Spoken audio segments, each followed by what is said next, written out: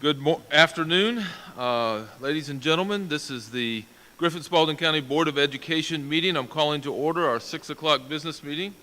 If everyone would put all of their phones on silent or turn them off, or any electronic devices, we would appreciate that. Today we are going to be having Miss Tiana King to come and lead our pledge after Miss Cook leads us in prayer.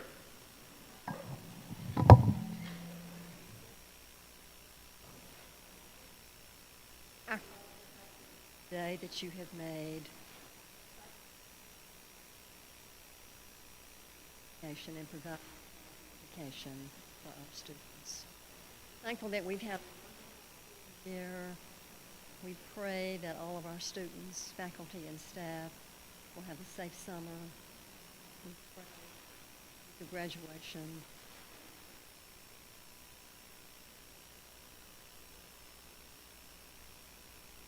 Go into our business session.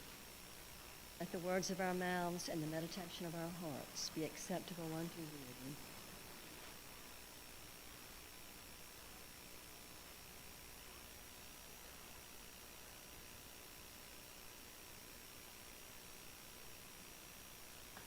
I pledge allegiance to the flag of the United States of America and to the republic for which it stands, one nation, under God, indivisible, with liberty and justice for all.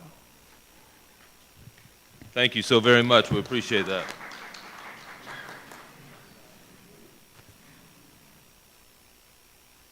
Item number 3 is our school spotlight. Mr. Brown. Thank you so much, Mr. Doss. Ladies and gentlemen, boys and girls, children of all ages, let's give it up for Cowan Road Middle School.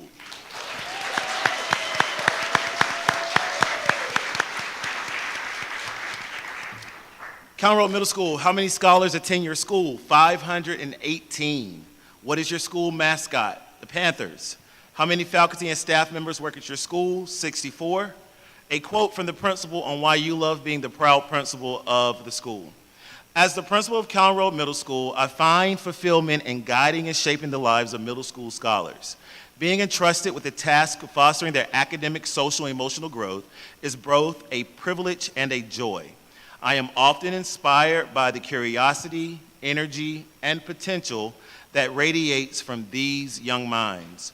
Witnessing their transformation from hesitant adolescents to confident individuals ready to take on the world is incredibly rewarding. One of the most fulfilling aspects of my role is helping students navigate through challenges.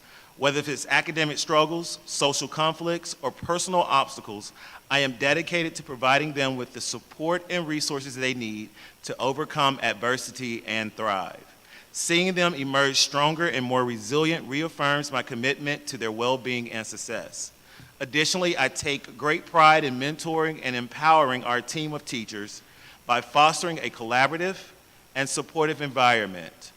I strive to cultivate their professional growth, effectiveness in the classroom. Together, we work tirelessly to create engaging learning experiences that meet diverse needs of our scholars and inspire lifelong love of learning. Serving as a school principal to these scholars is not just a profession for me, it's a calling. I cherish the opportunity to make a positive difference in the lives of the future leaders, knowing that the impact extends far beyond the walls of our school. Together, we are shaping a brighter future for our students, our teachers, and our community. Let's give it up for the proud principal, Mrs. Tiffany Campbell. Ms. Campbell is here with us today. Yeah. What are the good things going on at the school socially and educationally? Cowan Road's CCRPI score, closing the gap score, was 98.3. Let's give it up for closing those gaps. Our CCRPI progress score was 74.7. Our school met improvement targets in the areas of ELA, math, and social studies. That's something else to celebrate. That's something else to celebrate. Cowan Road received iReady recognition for student performance on the diagnostic assessment from the fall to winter assessment, including highest completion rate, less rush flags, and minimal growth reversal. Our girls basketball team is the middle school basketball champions for the 2023-2024 season. Let's give it up for those scholar athletes. Student of the Month celebrations have occurred each month and have included inviting families for the recognition of their scholars. Cowan has several parent events, including parent conferences, art and game night, trivia, and pastries with parents. What is the school doing? For scholars, families, and staff, with the help of our school council, partners, and staff, Cowan Road established partnerships within the community for 2 Cuts and Curls events and a boys mentoring club and career day. Let's give it up for those scholars. Let's give it up for those community partnerships and for the teachers that helped to organize. Our school hosted a Black History fashion show at the GSCS auditorium in February. Our Department of Exceptional Students, teachers participated in ongoing professional development in partnership with Griffin-Spalding. PBIS was implemented school-wide. There was an increase in teacher participation and students receiving rewards. Check-in and check-out was a behavior intervention implemented to support efforts in decrease discipline. Student council was created to address issues, promote diversity, and give students a voice. Mr. Morgan's class achieved the accomplishment of being published authors, sharing a wide range of experiences and perspectives. Let's give it up. At this time, I'll turn it over to Mr. Morgan to kind of introduce his scholars, or you guys can just take it away from there.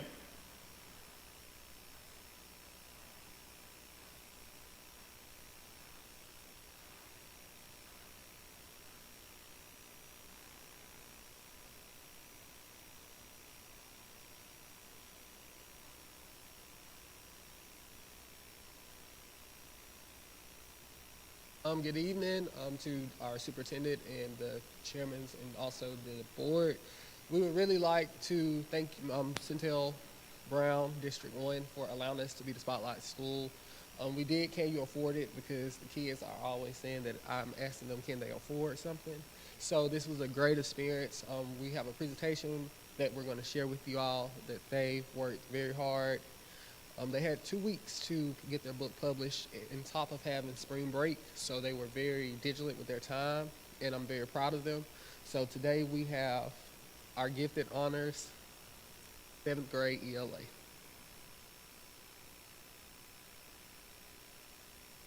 Greetings, board members and Superintendent Dr. Simmons. We are thrilled to announce that our book, Can You Afford It?, is officially published, and we are proud published authors. I feel devoted to have part in making this book, and our class is really glad that you could read it, and we are especially proud to be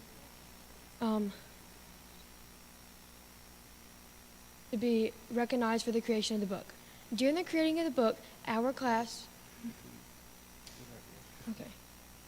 During the creation of the book, our class did not only have a great time, but we also learned many organizational and collaborative skills.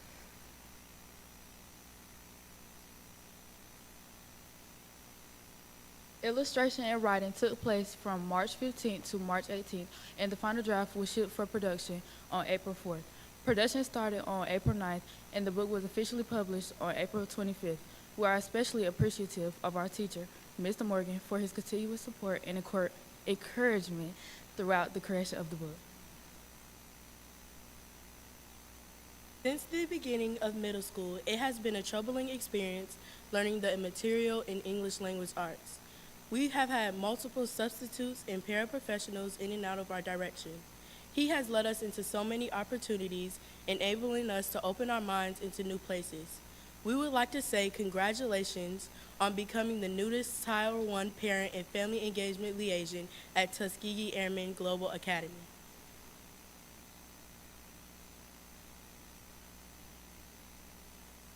My time during the book writing process was a very new and eye-opening experience. Me and my partner, Jalen McDowell, decided to write our page about shoes.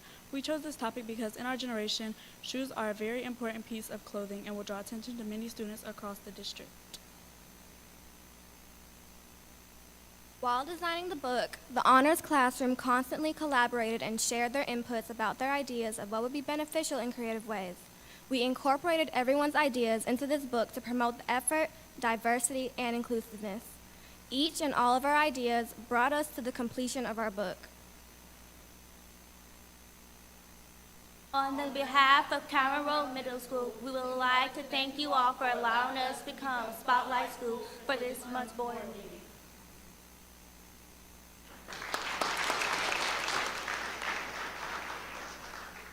We would also like to thank student treasurers for giving us this opportunity. It truly wouldn't have been possible without their help. Providing us all the materials for our book was a success.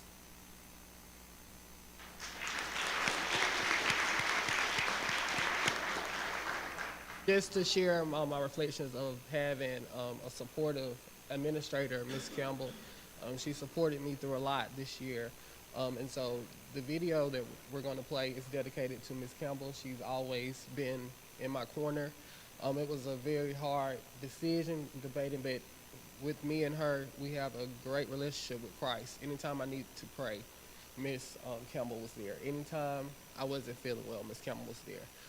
So I want to thank you, Ms. Campbell, for allowing me to do the extracurricular activities I did, you know, telling me the green light, saying, Morgan, I know you got it.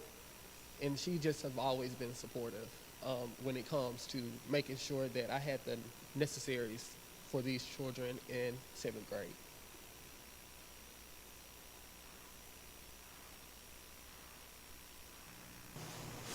Within my career, I think it's very important for me to continue to push scholars to their highest ability, open their eyes to new beginnings and to new avenues where they never thought that they could actually achieve. And that goes by giving them a different learning experience.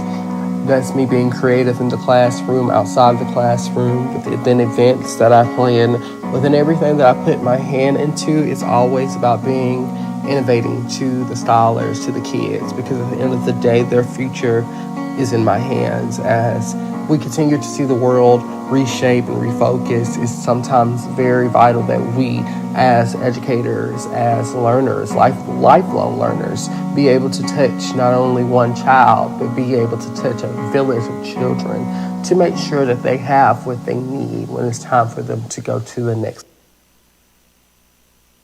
Thank you all so much for having us as the school spotlight to our district and also to our board members, to our superintendent. We are very grateful.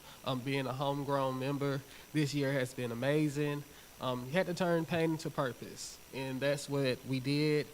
And I've created such a great relationship with all my 7th grade ELA students, and I'm going to miss them tremendously next year. Awesome. Congratulations. Awesome. Let's give it up for Cameron Road Middle School. We have scholars. Mr. Morgan, if you would make your way over to the step and repeat. We have Ms. Campbell, and if there's any other faculty and staff members from Cameron Road Middle School, please join us at the step and repeat for a picture.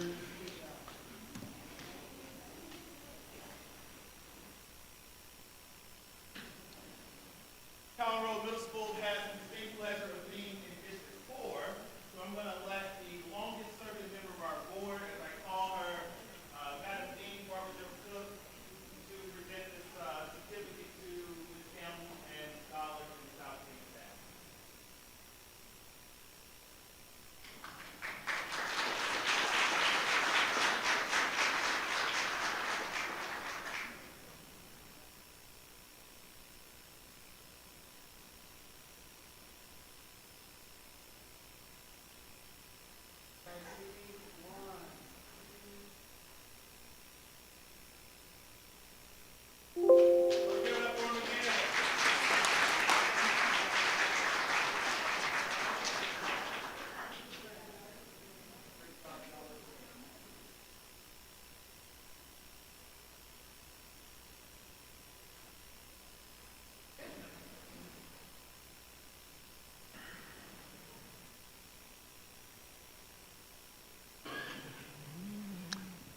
Mr. Chair, that concludes our 2024 May School Spotlight. Thank you, sir.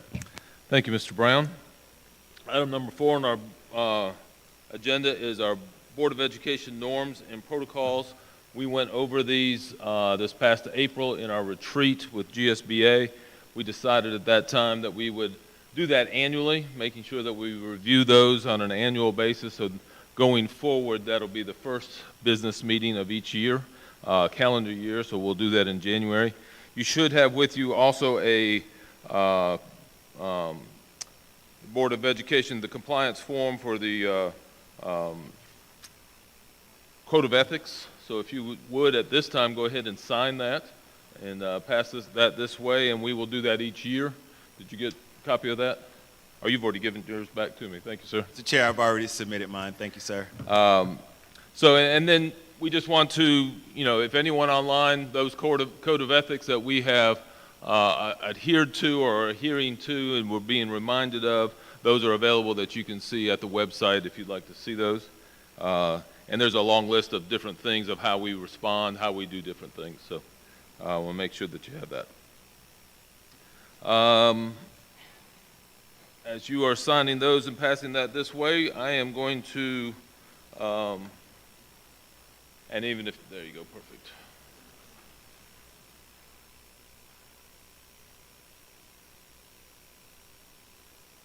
They are in the packet that GSBA gave us that day at the retreat. Any other questions about that, board members, before we move on to item number 5? All right, we will then move on to our Griffin-Spalding County School System announcements. Mr. Holmes? Thank you, Mr. Chair. We have a scholar that will be doing our announcements, and I would like to introduce her. Her name is April Bama. She's a 11th grader at Spalding High School. Some of her activities in clubs and organization is she's on the Superintendent Student Advisory Council, Musical Theater, Future Business Leader of America. She's also a PR representative, Family Career and Community Leaders Club, member and also a member of 4-H. She's a team leader. She also is on the A&B honor roll, and she also works at one of our favorite sponsor meals, Chick-fil-A. She's on the leadership team at her church, and she loves to cook. Her major choice is music theater, and her choices for college is Georgia Southern University and Georgia State University. I now present to you April Bama, who will be doing our announcement.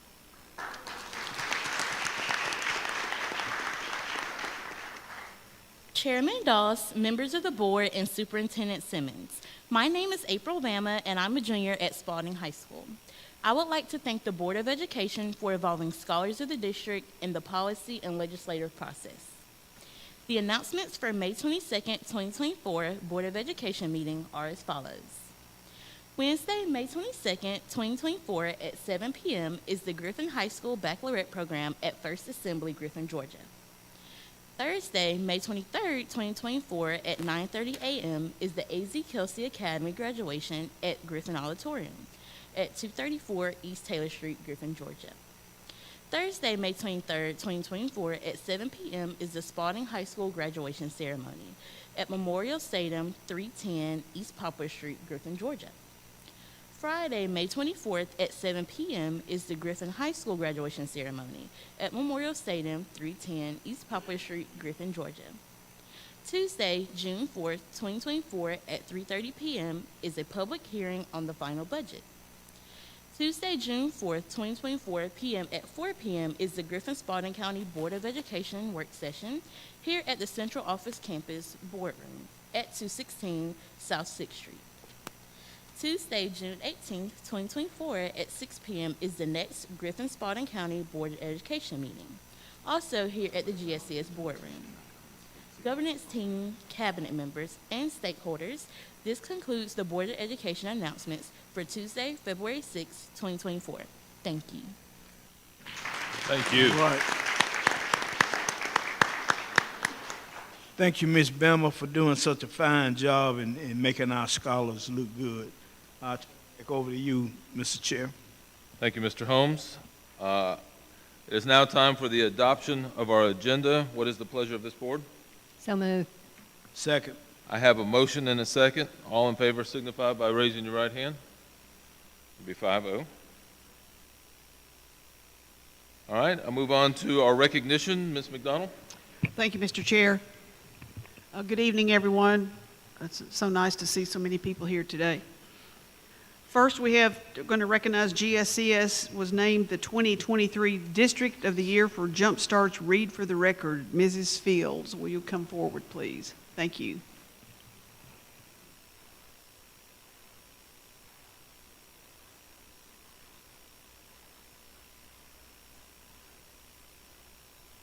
Good evening, board, community members. Thank you so much for the opportunity to be able to present this. This plaque is representative of all of Griffin-Spalding County Schools. We had over 2,000 students reading, over 185 adults, and Jumpstart Read for the Record was started 3 years ago. And I am a contractor, so I'm bridging, doing community as well as the school. And this plaque is going to be going to our director of the Department of Exceptional Students. And he, when I sat in his office to ask if we could do this, he said, go for it. And 3 years later, it has grown. This year we read With Lots of Love. Our wonderful leader, Dr. Simmons, recorded himself reading the book, and that went throughout the whole district. And that, I think, was our kind of our leading edge to be able to take Griffin-Spalding to be able to be the School of the Year. So, on behalf of the board, and thank you for the opportunity to present, I would like to present our plaque of District of the Year award winner to the Griffin-Spalding County School to Mr. Kelly.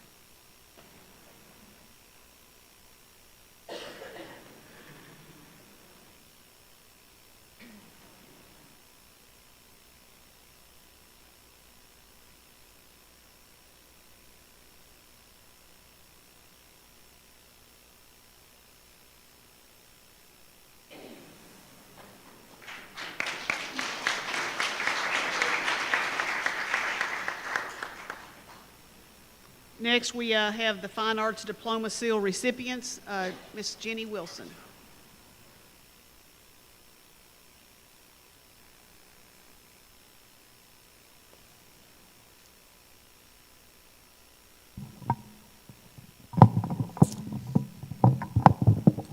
Good evening, Chairman Doss, Board of Education members, and Superintendent Simmons.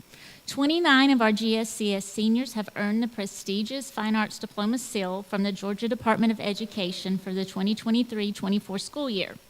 This distinction highlights their dedication, talent, and hard work in the fine arts.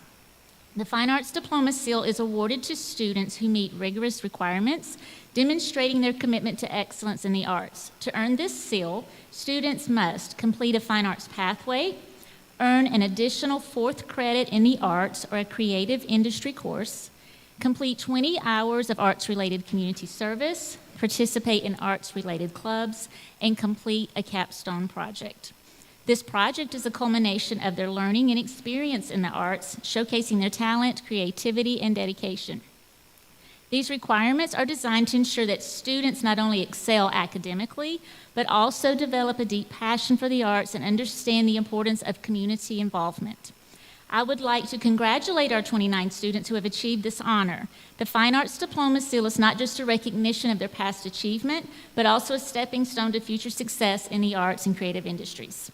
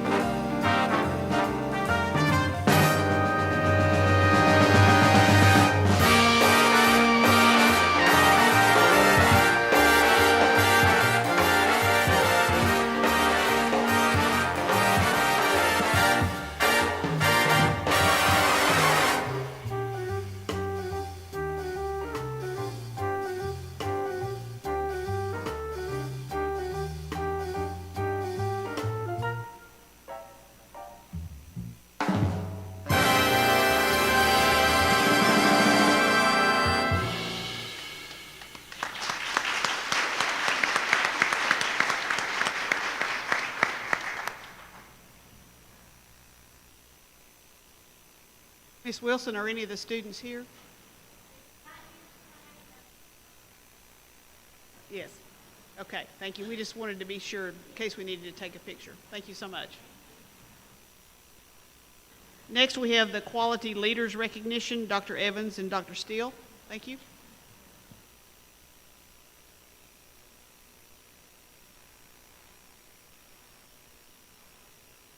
Good evening, Chairman Doss, board members, Superintendent Simmons, and guests. It is my pleasure to recognize members of the Quality Leaders Academy. This academy is comprised of participants from the Advanced Superintendent Academy, Aspiring Assistant Principals, and the Aspiring Leaders Academy. The Quality Leaders Academy is a testament to Griffin-Spalding County's school system's commitment to developing exemplary school leaders. The Quality Leaders Academy is a comprehensive program that fosters collaboration, logical thinking, and practical skills in school leadership. Our participants have delved into various aspects of leadership, from understanding roles and responsibilities to meeting expectations. They have gained valuable experience through shadowing opportunities, honed their problem-solving skills through situational scenarios, and showcased their learning through capstone projects. We are excited to witness their accomplishments and growth throughout this journey. At this time, I will ask the participants to come forward to receive their certificates as I call their names. From the Superintendent's Advanced Academy of Aspiring Principals, Dr. Elijah McElroy. Dr. McElroy is the coordinator of mental health and positive student supports. Ms. Robin Davis, she is an assistant principal at Kennedy Road Middle School.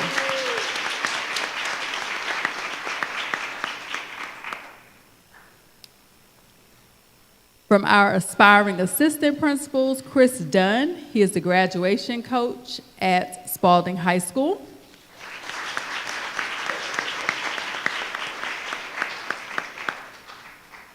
Amber Hightower, she is a teacher at Spalding High School.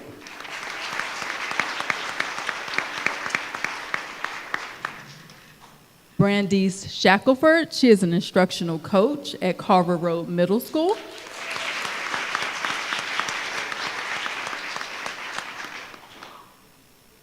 Fallon Davis, she is a teacher at Future Road Elementary.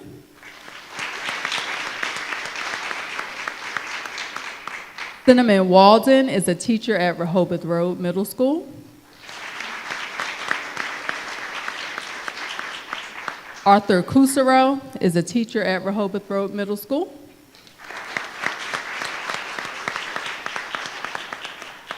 Kiana Capers is a teacher at Moore Elementary. And for our aspiring leaders, Kimberly Elam is the Assistant Director of Transportation.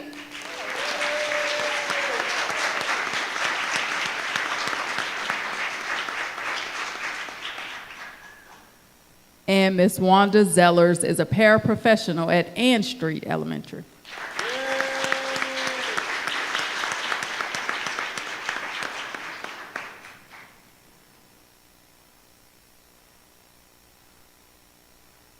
Please join us in congratulating all of the participants in completing the Quality Leaders Academy.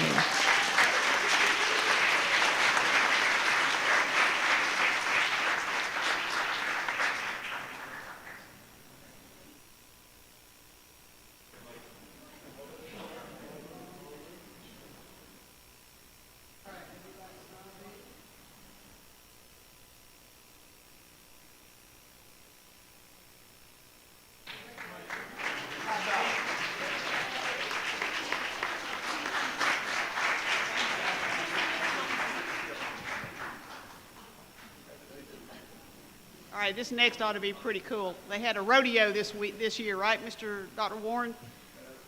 Transportation Department Awards 23-24, Dr. Donald Warren.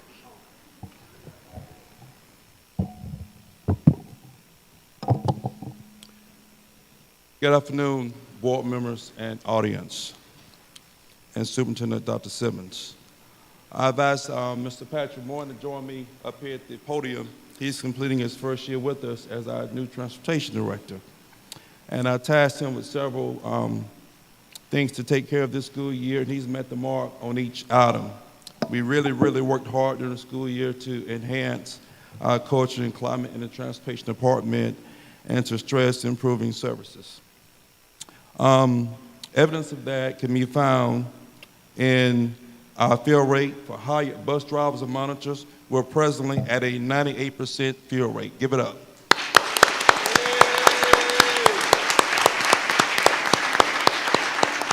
That means individuals are either working or we have 5 in training as well. Additionally, our attendance rate, we calculate that monthly through the end of April. Our attendance rate was 96%.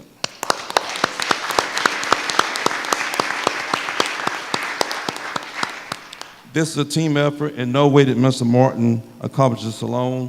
He had the rest of his leadership team, mechanics, drivers, monitors. Did I leave anybody out? Dispatchers as well. So it was a total team effort. This past Saturday, we held our first annual GSCS Transportation Award ceremony.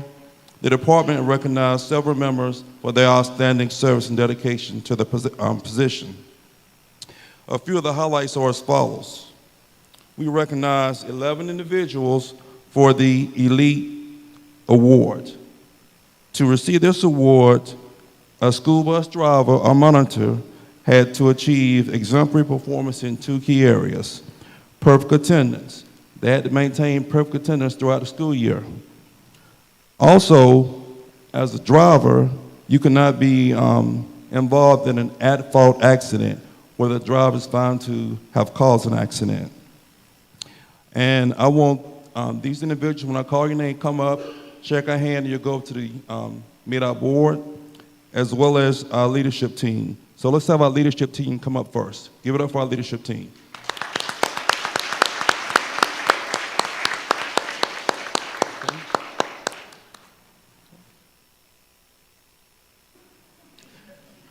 All right.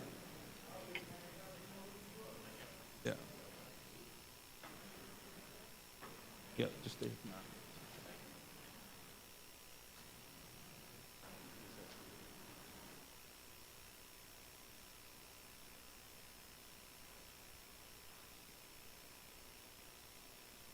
All right, now for the awards. Miss Roberta Burt Davis, come on up.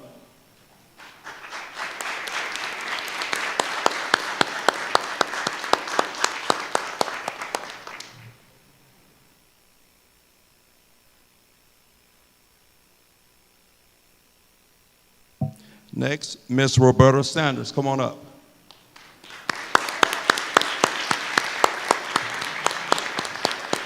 I would like to give a shout out to Ms. Sanders. You know, Ms. Sanders, when I was talking to her earlier, she's a District 5 resident, but she's been in our transportation department since 1971.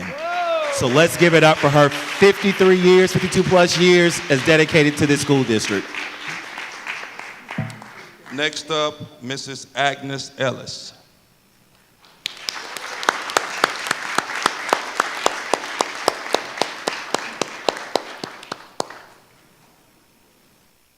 Next, Miss Gloria Fierce.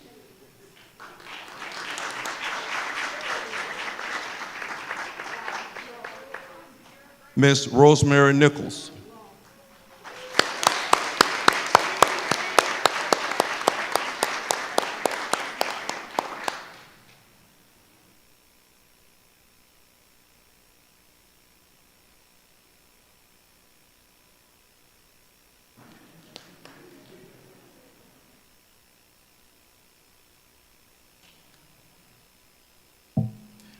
Miss Carol Edson.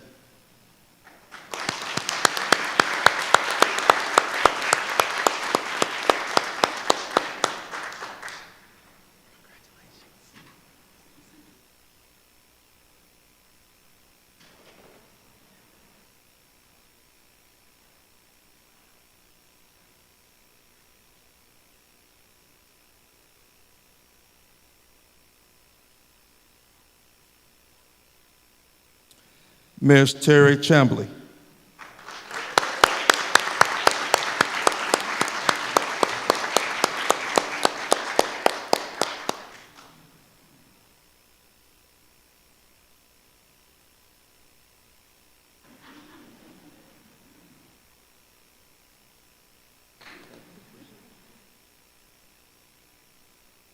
Mr. Matthew Walker, come on up.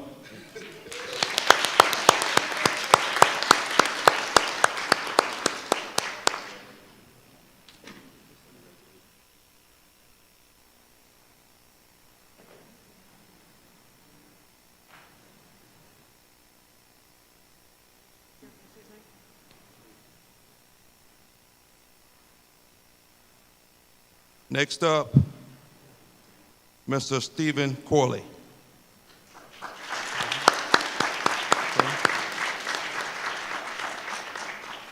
Mr. Lacey Lucio.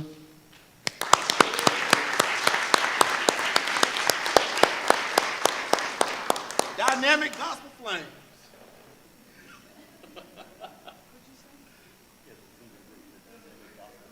Oh, really? Oh, I bet they're good.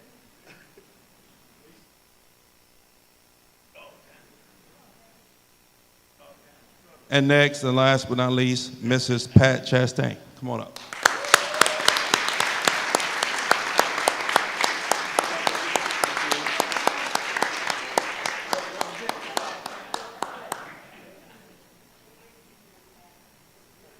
What's the name of the group? The Dynamic Gospel Flames. Gospel Flame. Are they on YouTube? You better find something. I'll see if I can find it and send you something.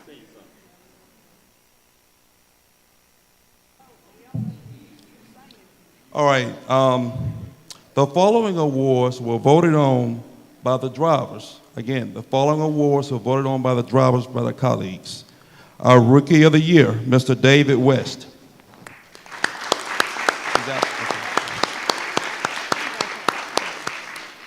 Our Stewardship Award, our Lead Mechanic, Mr. Kenneth Brooks.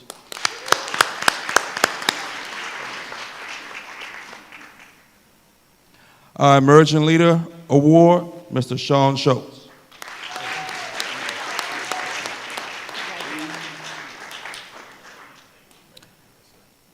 Our Customer Service Champion, Mr. Walter Baker.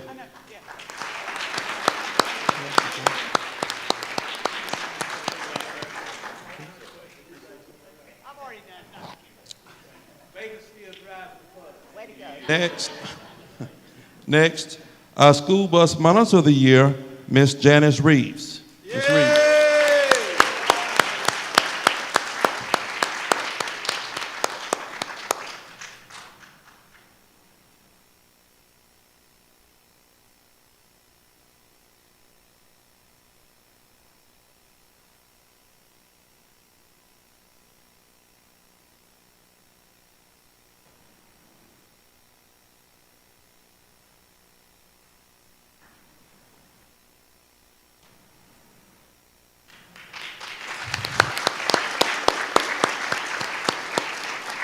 Our School Bus Driver of the Year, Mrs. Roberta Burt Davis. Come on up. She's already over there. Okay. Oh, she's already up. Yay! You can stay over there, our Driver of the Year. Driver of the Year. We also had 2 awards for heroism, and I don't know if they're here tonight. I know one of them could not be with us, and these were not voted on. But Mr. Francisco Villegas actually saved a student. Saved a student. Mr. David Gooden saved a citizen.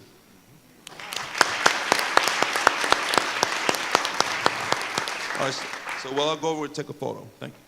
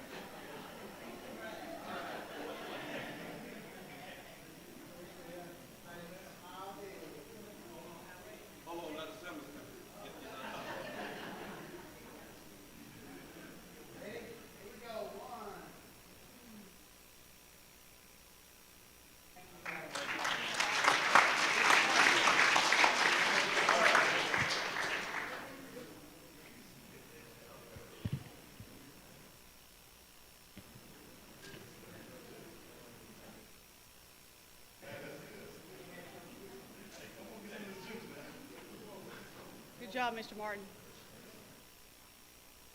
I think everyone in the room knows without the people we just recognized tonight, none of us would be in this room at all. So.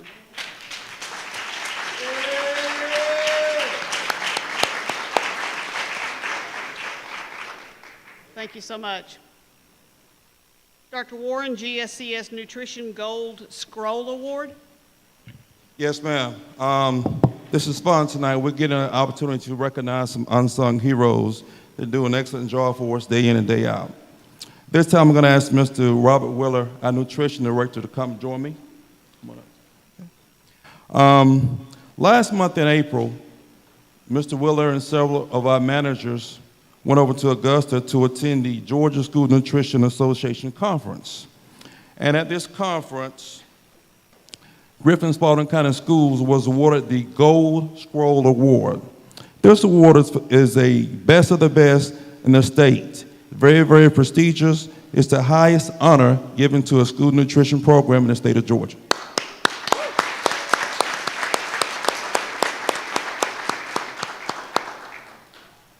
Additionally, many of our schools, as you see on the monitor there, were recognized for having consistently high and increasing their breakfast and lunch participation. When kids are fed and not hungry, they can learn better in the classroom. So hats off to Mr. Willer and his entire department. This again is a team effort. We have a very, very dedicated lunchroom staff, and they are working on about, last time I checked, about 82% capacity that these young men and women are making it happen. Give them a shout out.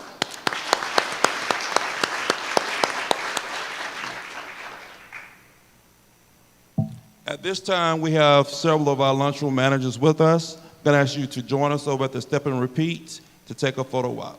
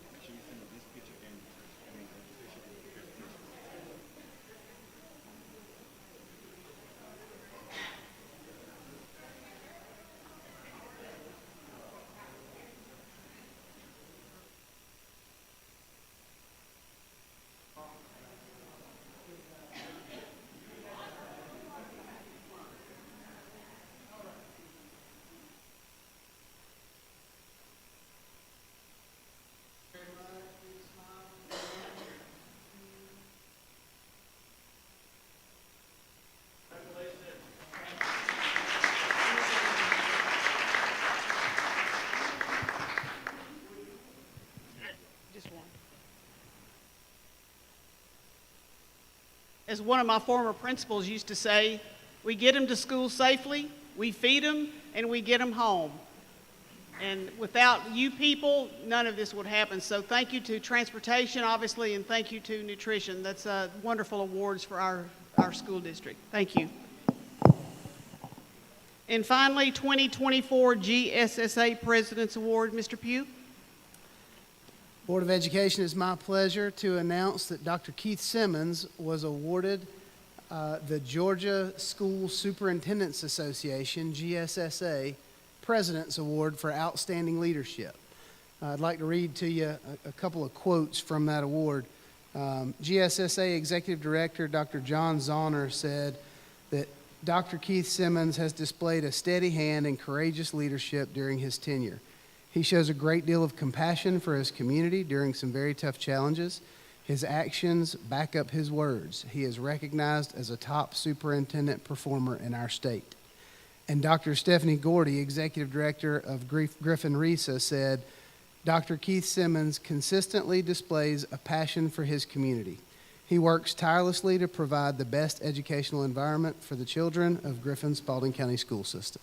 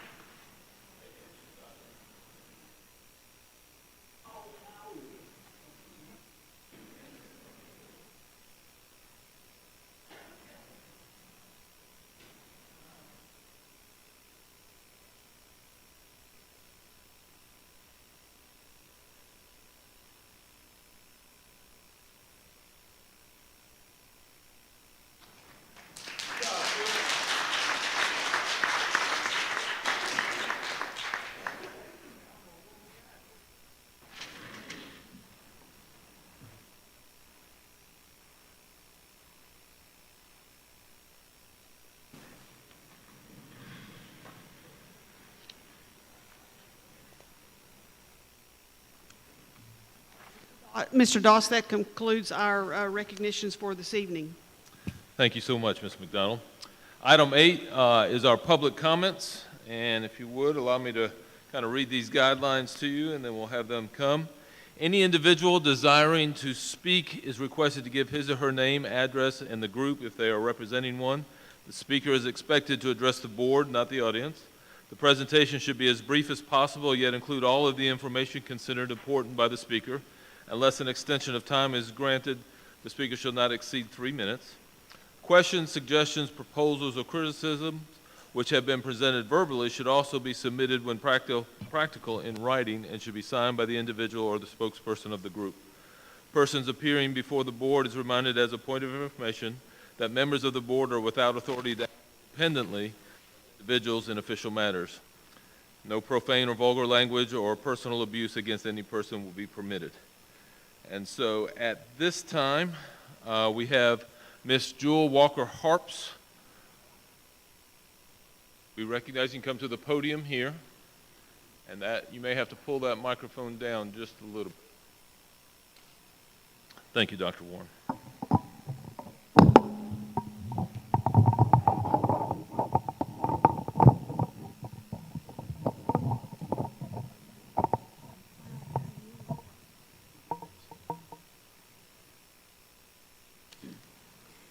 Good evening, Griffin-Spalding County School Board members. Thank you for allowing me to come, and my name is Jewel Walker Harbs. I live at 103 McElto Drive, and I'm here on behalf of the Griffin Branch NAACP, along with a few other organizations. But for the record, that's sufficient. I'm here today because I was here last year at about the same time, at the same stand, asking for you to consider something. And I went away thinking that you had made that consideration and I wasn't concerned anymore about it. Until a few weeks ago, we wanted to know what you were doing, and we invited one of your staff persons to present to us at EPI. And that's when I realized that you had paid no attention to our request last year. Now, that was that we opened the schools in the neighborhoods that were least achievers. Those schools that live in extreme deprivation. Those schools where the students play in the streets during the summer. You can't get by because there's a basketball goal and you have to wait for the children to gather their things and move out of the way. They don't go on vacations. They don't go to the library because they might get hit by a car. It's quite a distance. They don't study. They play in the streets and wait for the drug dealers to come by and pick them up. Or wait for the gang members to come by and pick them up. Sad story. I want to commend those who are achieving, particularly the high school students, but my worry is that these students that I'm talking about won't make it to high school.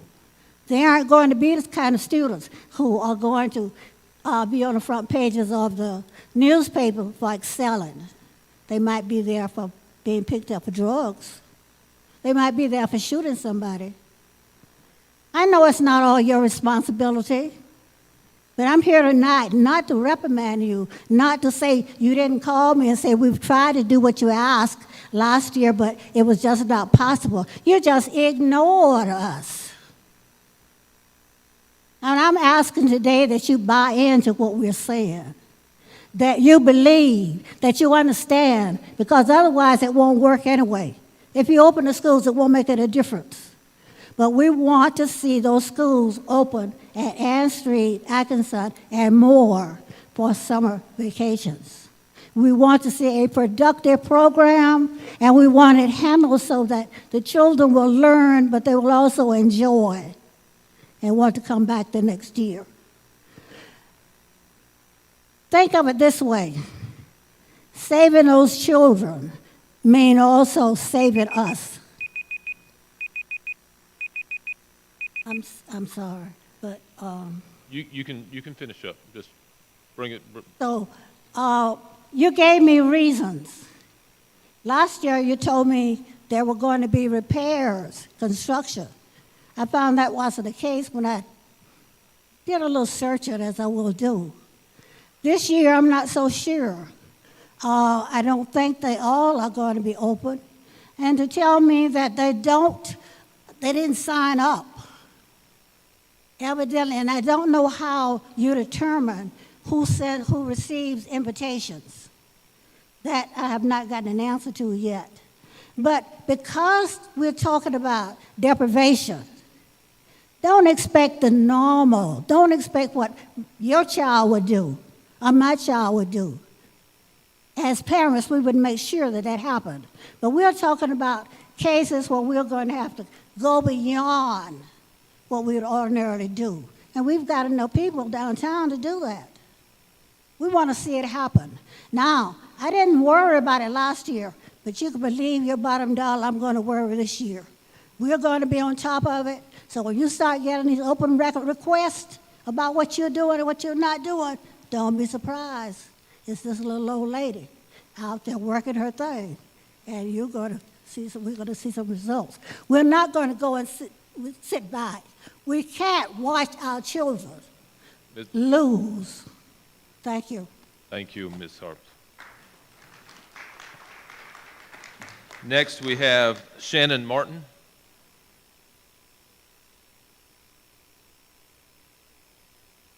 Hey, I'm Shannon Martin, live at 51 Caldwell Road, Griffin, Georgia, 30223. I'm just here talking as a concern with the new program challenge thing that they're wanting to implement. Hold on, let me get some notes.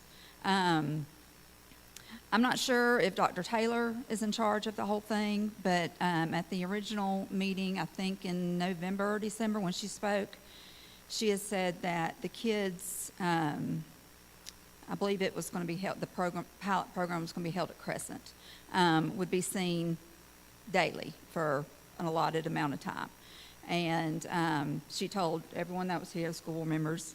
And then I believe it was the last board meeting when the two kids came up here and spoke, did a very good job, but said that we were informed that she was only seen once a week and was put on a computer. And it was really sad. It broke my heart. It was a disservice to those kids because that one little girl was a fifth grader and was going to, I don't know if it's Jekyll Island or somewhere, but she didn't get to learn the things that the other kids at Program Challenge were allowed to learn. So us as parents that have kids in Program Challenge, if that's just working with one school, how are we going to think that all the students at all the schools will be served if they can't do it with just the one? It's not fair to our kids. It's like, you know, our kids that have those special needs are being put last and kind of forgotten about. And anyway, but then, so I didn't know how that would be, you know, approached next year. If we could get some, you know, confirmation on, you know, what will be done with that. And then one last thing that I wanted to thank Mr. Centel Brown and Ms. Sue McDonald for the last meeting that was held, and y'all placed y'all's concerns from parents and staff, teachers, or whatever that came to y'all. And the way that the response that y'all got back from speaking for the parents and teachers and staff and whoever, we were shocked. Like people, you know, parents and everybody.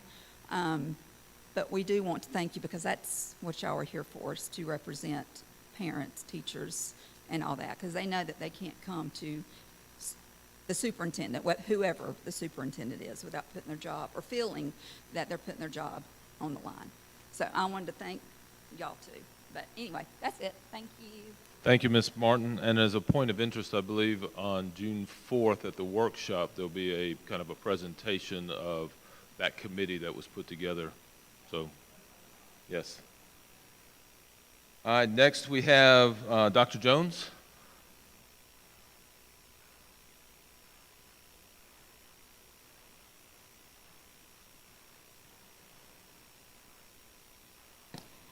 Dr. Shonda Jones. I don't give my address for safety reasons. I was swatted before and it wasn't fun. So I'm just here to say this is basically a gentle correction for now. And I've already submitted my ORR, and just a reminder that the clock is ticking on that. But I'm here to speak on behalf of parents, students, and teachers, and also as an educator and parent myself. Just wanting to say that superintendents and school board members play pivotal roles in shaping the educational landscape of a district, and one of their most crucial tasks is hiring principals. Listening to teachers, students, and parents during this process is essential. Involving these key stakeholders in the hiring process demonstrates a commitment to transparency and inclusive decision-making. This helps build trust between the administration and the school community. When teachers, students, and parents see that their input is valued and considered, it strengthens their trust in the leadership. Stability within a school is beneficial for the continuity of educational programs and the overall performance of the school. Engaged and satisfied teachers are more likely to stay. Reducing turnover rates, let me repeat that, reducing turnover rates and fostering a stable learning environment for students. Each school has its own set of challenges and opportunities, often best understood by those directly involved in the daily operation and experiences, which is why it only makes sense to promote an assistant principal to principal that has already been employed at said school for the past 4 years that would allow for a seamless transition. When a new principal is hired with broad input, it sets the stage for strong community support. Teachers, students, and parents who have had a say in the hiring process are more likely to support the principal and collaborate on school initiatives. This community backing is crucial for the principal's success and the school's overall effectiveness. Listening to teachers, students, and parents during the hiring process of principals is not just beneficial, but necessary. It ensures that the principal aligns with the school's needs, enhances trust and transparency, boosts morale, improves retention, addresses specific needs, and garners community support. This inclusive approach leads to a more effective and harmonious educational environment, which ultimately benefits the entire school community. And right now, grading how this whole process has gone at Moreland Road Elementary, right now, this administration's report card falls under F. F for failing to have a contingency plan when you knew that the other principal was leaving. F for failing to address teacher concerns who have been afraid to address their concerns, which is why I'm here today. And a WTF for holding teacher contracts at MRE hostage by basically waiting until tonight to make this vote. I want the board members to remember, as elected officials, it is your responsibility to serve your constituents by representing their interests that they have communicated to you. Do not make promises to your constituents that you do not plan to deliver on. Thank you. Thank you, Dr. Jones. Next, we have our student, Tannen Allen. Did I say that properly? Is it Tammin? Tamir? Tamiri. Sorry about that, Tamiri. Hi, my name is Tamiri Allen. I go to Moreland Elementary School.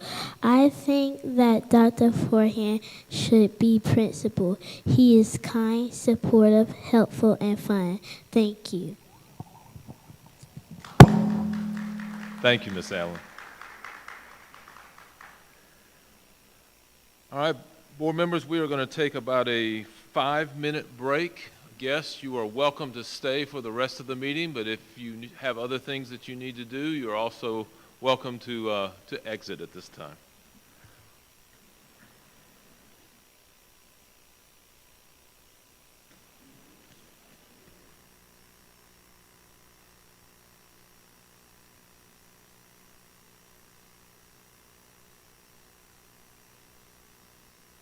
Yes, so she communicated with Chantel came and said because it wasn't on the agenda tonight that you had to.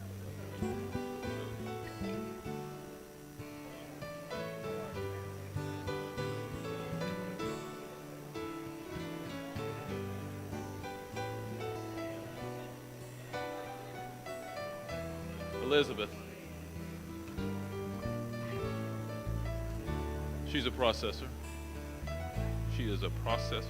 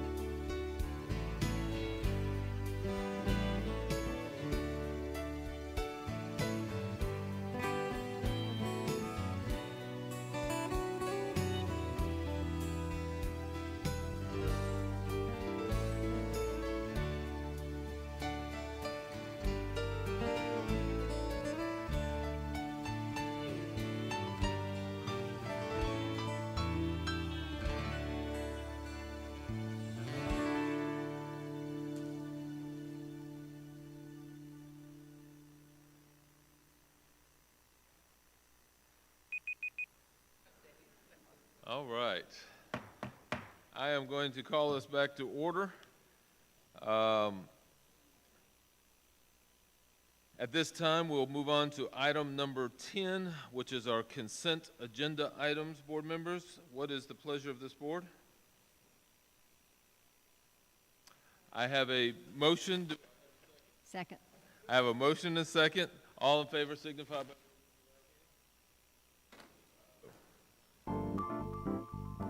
All right.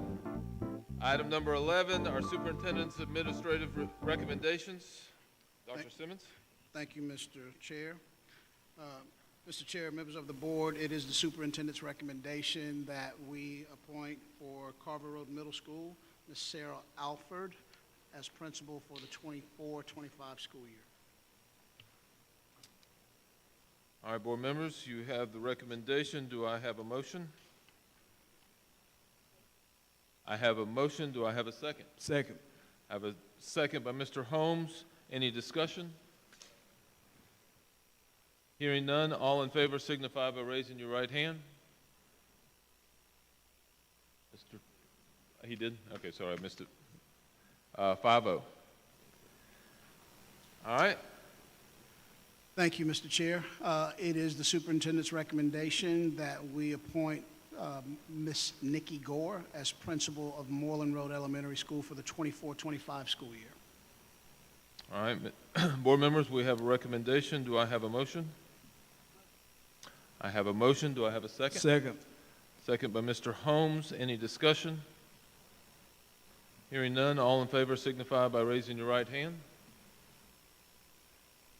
Before, those opposed? I would like to record my record as my vote is being abstaining. All right, so it'll be 4-0 with 1 abstaining.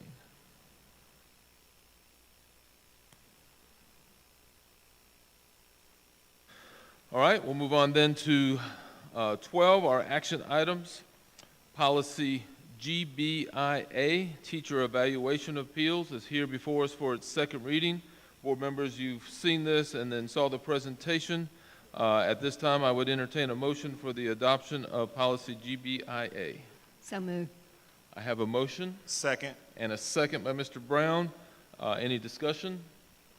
No, no discussion. Just want to make the comment. Just want to say thank you to Dr. Warren. And at the last meeting, there was a little mix-up, and Lonnie was able to send me the documentation that I needed. So I just want to say thank you to the staff for the groundwork in this policy.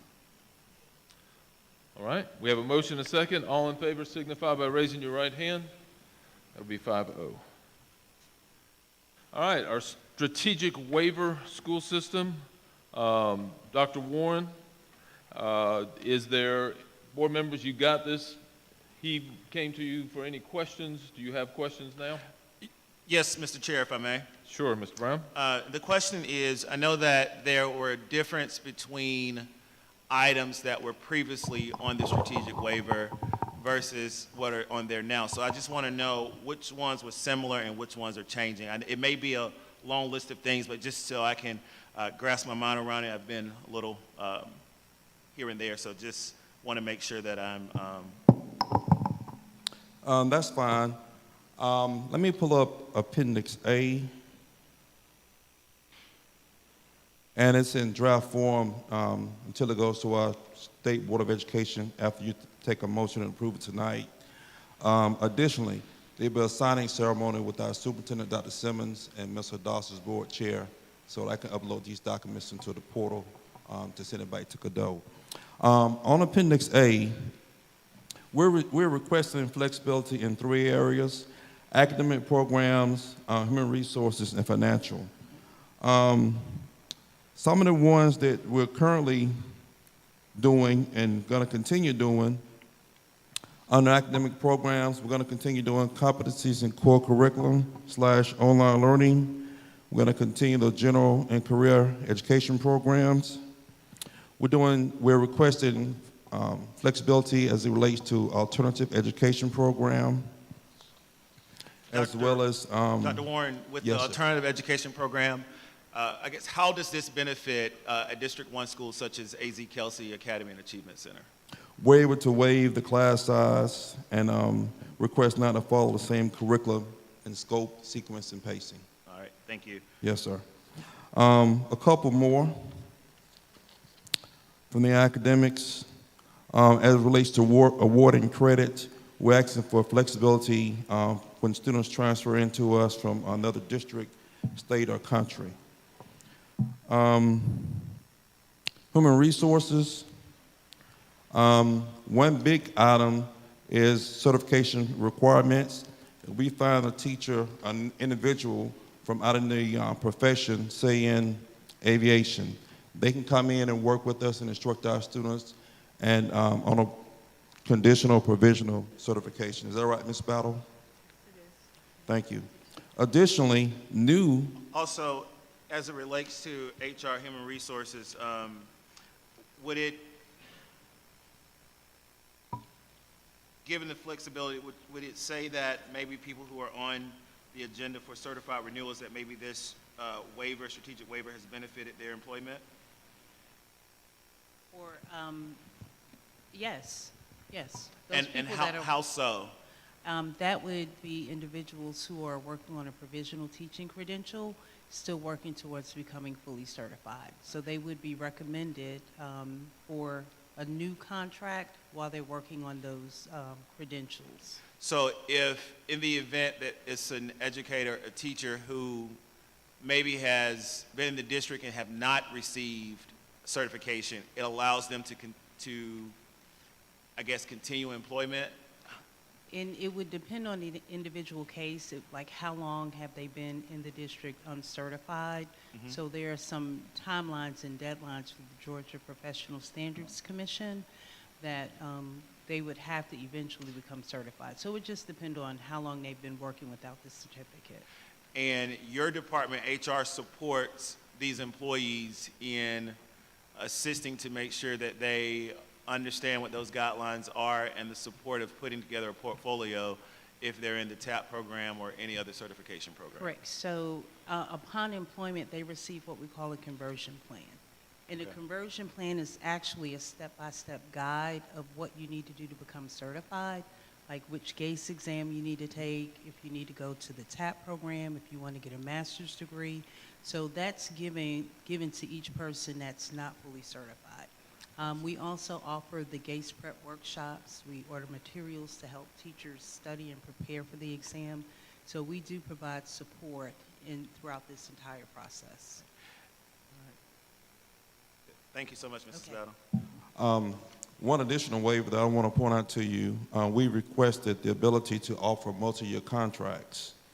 So we can issue them annually or multi-year. As it relates to finance, we're asking for... How does one fall under a multi-year contract? We've not exercised that privilege yet. It's just to give an example, if we had someone who was performing well, maybe one of the more critically positions that's hard to fill, then we would perhaps consider a multi-year contract. But we've not exercised that way. Okay. But it's just there if we decide that we want to move in that direction. All right, thank you. And last but not least, financial flexibility. And I'll let Mr. Jones elaborate on some of the flexibility as it relates to expenditures.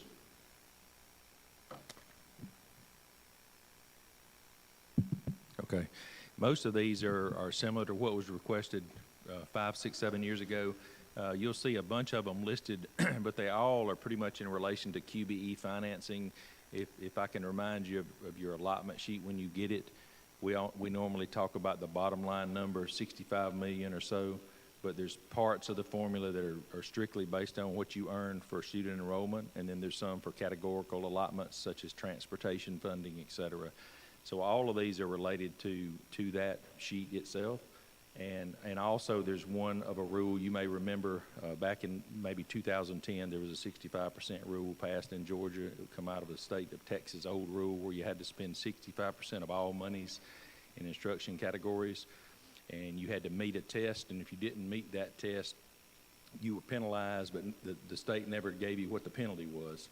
They just said you could meet it in alternate methods such as graduation rate or increase of the rate over a certain amount of years. So we waived that. Most districts waived that in the state of Georgia. So the state defines the money that you spend, what category it falls into. They define what they call instruction, and some things that you would think are instruction, but the way we budget don't fall into that category. So waiving that gives us flexibility towards that rule. All right, thank you. Thank you. This is an action item, so board members Do I hear a motion? So move, Mr. Chair, to accept the strategic waiver school system update. I have a motion. Do I have a second? Second. Second by Ms. Cook. Any more discussion? All in favor signify by raising your right hand. Be 5-0. All right, our archway agreement, Dr. Simmons. Thank you, Mr. Chair. As you know, we are in partnership with the other governmental agencies, the city and the county, and per the memorandum of understanding, each entity is responsible for a portion of that cost. As such, it is recommended that the board allow the purchase and enter into the agreement per the MOU in a cost not to exceed $20,000 to continue our partnership with the Archway Community Partnership. All right, board members, do I have a motion? So moved. I have a motion. Do I have a second? Second. Second by Mr. Holmes. Any discussion? Yeah, I just want to say, Mr. Chair, that I just want to thank you for your leadership with Archway. Also want to because when I first joined, I did not see a benefit or a need for Archway. But over the years, we see the benefit. We see how it is helpful and useful to our community, whether it's through beautifying our community through murals, whether it's having scholars or college students working on different projects. We definitely see the benefit of it, and I just want to thank you for your leadership in helping me to see the benefit of Archway. Thank you, Mr. Brown. Did I get a second? I'm sorry, I didn't record it. I did. So all in favor signify by raising your right hand. That'll be 5-0. All right, our fiscal year 25 contracted services for Department of Exceptional Students. Mr. Kelly. All right, good evening, Superintendent Simmons, Chairman Doss, board members. The department is requesting to enter into contracted services agreements with service providers in hard to secure and or specialized service positions which are funded either through special education local general funds or through IDA federal funds to support or provide direct services for students with disabilities. And in the middle of this memo, you'll see the table that kind of outlines what were renewals from last year, same time last year where I presented the contracted services. The one on the left are the renewals, and the one on the right are the ones that are being presented today. The one area for increase is the general fund, and that is reflective of a few positions that were directly hired that have converted over to contracted positions for this year. So that's why you see the increase in funds in that particular category. So it is recommended that the district enters into contracted services agreements with service providers in hard to secure and or specialized service positions to support or provide direct services for students with disabilities. The total amount of contracted services will not exceed $1,900,000 and will be paid through IDEA, general fund, and state and federal GNETS funds. Board members heard the presentation. What is the pleasure of this board? So moved. Have a motion? Second. Holmes. Any discussion? All in favor signify by raising your right hand. Be 5-0. All right, Chromebook purchases and their warranties. Mr. Harper. Hey, good afternoon, Dr. Simmons, Mr. Chair and Board. This is our yearly Chromebook refresh purchase. And so the district, we do seek to the approval to approve funding, for the purchase of 1,515 Chromebooks for an amount not to exceed $378,750 to be paid for from SPLOST 6. This is a low-cost bid from Virtucom, and we've been in business with them for a number of years. You know, Dr. Brown, Mr. Brown, we discussed this a couple of years at Jackson Road that we'd been doing business with them and realized that they were a female and minority-owned company, and they've just provided solid service over the years. So again, they come in as a low bid with reliable service, and so we do ask for the board to approve the funding for the purchase of the 1,515 Chromebooks for that amount not to exceed $378,750 from SPLOST 6. Okay. What is the pleasure of this board? A motion by Mr. Brown. Second by Ms. McDonald. Any discussion? All in favor signify by raising your right hand. Be 5-0. And the warranties? Yes, sir. And so following up with what we've done in the years past with doing a separate ADP 4-year warranty, we do seek approval for funding for the purchase of 1,515 Chromebook 4-year ADP warranties for an amount not to exceed $190,132.50 to be paid for from SPLOST 6. And this is a continuation with the same company in our partnership. This year, the coverage has extended, and they're now including the batteries for the Chromebooks, which hasn't happened in the past, so that's an addition to us, which again was another reason to continue with their services. And so it is recommended that the Spalding Board of Ed, Griffin-Spalding Board of Ed, approve funding for the purchase of the 1,515 Chromebook 4-year ADP warranties from SPLOST 6 for an amount not to exceed $190,132.50. Okay, what is the pleasure of this board? Could I ask a question, Mr. Sure. Chairman? Could I ask a- Yes. Mr. Lenny, I remember, as you said, we've done this. How's the warranty? How's it working out as far as Chromebooks being lost or not returned or things of that nature? How just kind of give us a synopsis. So I don't know if you, in the first memo with the Chromebook purchase, we actually dropped out a grade level because we've always done a purchase for 1st, 5th, and 9th grade students. Well, we dropped out that 5th grade going to middle school. We didn't actually purchase devices for them this year because we've had such a good success with maintaining the equipment when counting our inventory.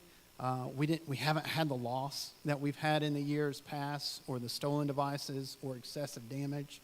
The model that we've been followed, which has been partnered with the technology fee that it's really contained what kids do with the devices. It's helped minimize the loss and keep them in the buildings. And so we cut this year's purchase in half because, usually it's closer to $1 million, but looking at our inventory and the ability to maintain devices, we were really able to scale that back this year. And so we're actually even keeping a larger surplus of devices that we normally would have deprovisioned over the summer because of just damage. They're just bad. They're not as usable, but we're actually holding on to a larger number of those. And so the warranties and stuff that we've been doing, we're really seeing our return with our playbook, where we would provide our data back to Dr. Taylor each month on those number of devices that we're sending out for repairs. Every month has been a steady decline since we've started doing this. And it's used to be around 500 or 600 a month, and now we're down somewhere between 100 and 200 devices a month. And so it's much better. Okay, thank you, sir. Oh, you're welcome. Any other questions, board members? Would entertain a motion then? I have a motion by Mr. Brown. Second. Second by Mr. Holmes. Any further discussion? All in favor signify by raising your right hand. Be 5-0. Thank you, Mr. Harper. You're welcome. Health and PE Advisory Committee. Mr. Oliver. Good evening, Chairman Doss, members of the board, and Superintendent Simmons. It is recommended that the board approves the development of the Health and PE Advisory Committee and the appointment of these suggested members. Currently, GSCS does not meet the requirement for State Rule 160-4-2.12, which requires the committee to review all materials used to teach sex education, age prevention, and SB 401 Section 2A, which states each local board of education shall prescribe a course of study in sex education and AIDS prevention instruction for such grades and grade levels in the public school system as shall be determined by the State Board of Education. It is recommended that the board approves the development of the Health and PE Advisory Committee and the appointment of the suggested members, who will meet no more than 2 times per year unless other action is needed. Any questions, board members? Yes, who are the suggested members? So along with the this decision memo, there was an additional document that included. Mr. Harper, let me see the second pages, please. Stay there for just a second. Mr. Brown, let him know when you're ready to keep going. There's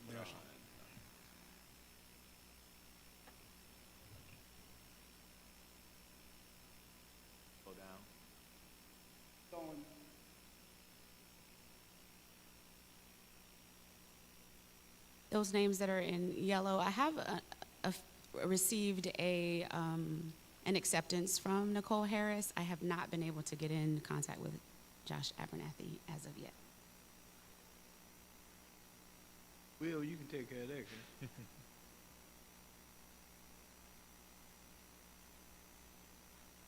I guess because we created and I know this is totally different, but I know that a while back, and that was the first policy that I actually was able to revise when I joined the Board of Education, was policy EEE, which is a Health and Wellness Committee. And we had members of the school district as well as appointed representatives in the community. We had Toby Jackson was my appointment, and Mr. Doss appointed Mr. Grubbs. I don't know if we could just reach out to either Mr. Grubbs or Mr. Jackson to see if they are willing to continue serving in that capacity, since they had a passion for it. I think that would help us out greatly.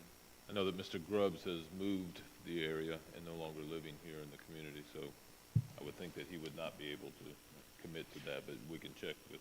Yeah, we could check with Mr. Jackson, or if any of the board members may have someone community-wise that could, it would help. And the student scholar representatives, I guess a little bit more background to, I guess they're more background about the students who are serving on the committee. Sure.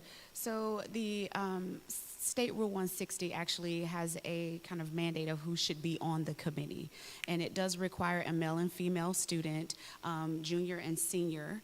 And so the rationale for the selection you have here, and this was done initially, I kind of reached out to these individuals and formulated the committee just to kind of help to move the process. And so there was an initial student, female student, who would have served from Griffin High School, but that student is a senior. And so because the committee hasn't been formulated yet, I was not able to meet with them. She's going to be graduating, so I'll need a replacement student. And so I am moving the option for Cade to be the senior, and then I'm looking for a junior. I would like to involve AZ Kelsey Academy, the high school, to this committee. I'm not sure if there's a scholar that would be interested, but they are scholars within our school district, and they should have a voice and a seat at the table. So if we can save that female junior position for a student at AZ Kelsey, I greatly appreciate that. So you like that in replacement, not in addition to? Colleagues, how y'all feel? I like the idea of addition too. I mean, if you're going to be taking one from each of the three high schools. Each of the high schools, okay. I mean, I just like to ask a question about that student section. Yes, sir. Is that that number of students set in stone, or can it be increased? It's a minimum requirement, so we can certainly go above and beyond. Yeah, so we have all three high schools represented and just bump it up to 3. So then, may I ask a question of clarity? Yeah. So if I do add a female student from AZ Kelsey, should I also add a male as well? So that then there's a balance between male and female for the student representatives. Good question. I think that we have confidence in you doing what you do. Okay, I will do. Hot for lunch. That's not given very often. Thank you. I appreciate that. Any other additional questions, board members? No, sir. No, sir. I would entertain a motion then. So moved. I have a motion by Mr. Brown, second by Ms. McDonald. Any more discussion? All in favor signify by raising your right hand. Be 5-0. Okay, thank you. Professional services agreement, Mr. Ballard.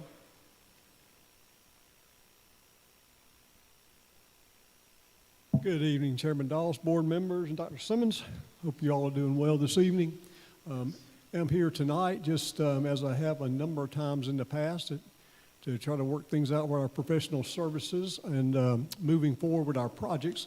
Since the next item on the list is related to bonds and stuff, we wanted to be ready to when we have some funds available to be able to move forward with the design of these projects. And so with that, I had reached back out to Manley Spangler Smith, PBK, and gotten their information from them, and they provided us with a proposal that was basically like it has been the last 3 times that they have have provided the services for us, and they had come back with a fee of 5.5%. And part of what so usually on the average out there today, you're looking at 6+% for design work.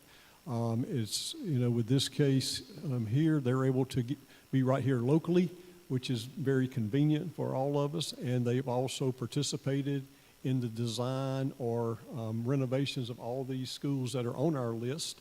And again, part of what we're doing with this is also continuing some of the efforts on the central office campus, which they were already involved with, as well as in all these cases, the same engineering firm, Andrews, Hemmick, and Powell, are involved as well. So it just seems to be most beneficial for us to continue to move forward and also be able to get the reduced rate that they're offering to provide the design services. And with that, it's recommended that Griffin-Spalding Board of Education approve MSSA PBK to provide the needed architectural engineering services for SPLOSH 7 related projects at a fee of 5.5% of the project construction costs.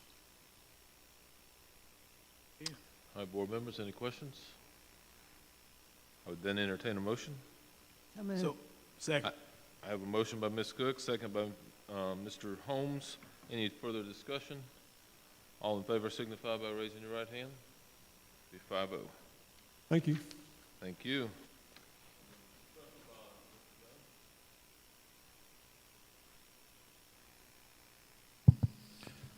Thank you, Mr. Chairman. Good evening, board members.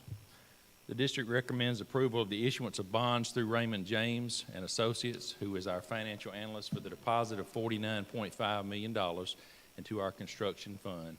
These bonds will be developed in a spending schedule, and payments will be planned in the upcoming years to be paid back from proceeds from SPLOSH 7.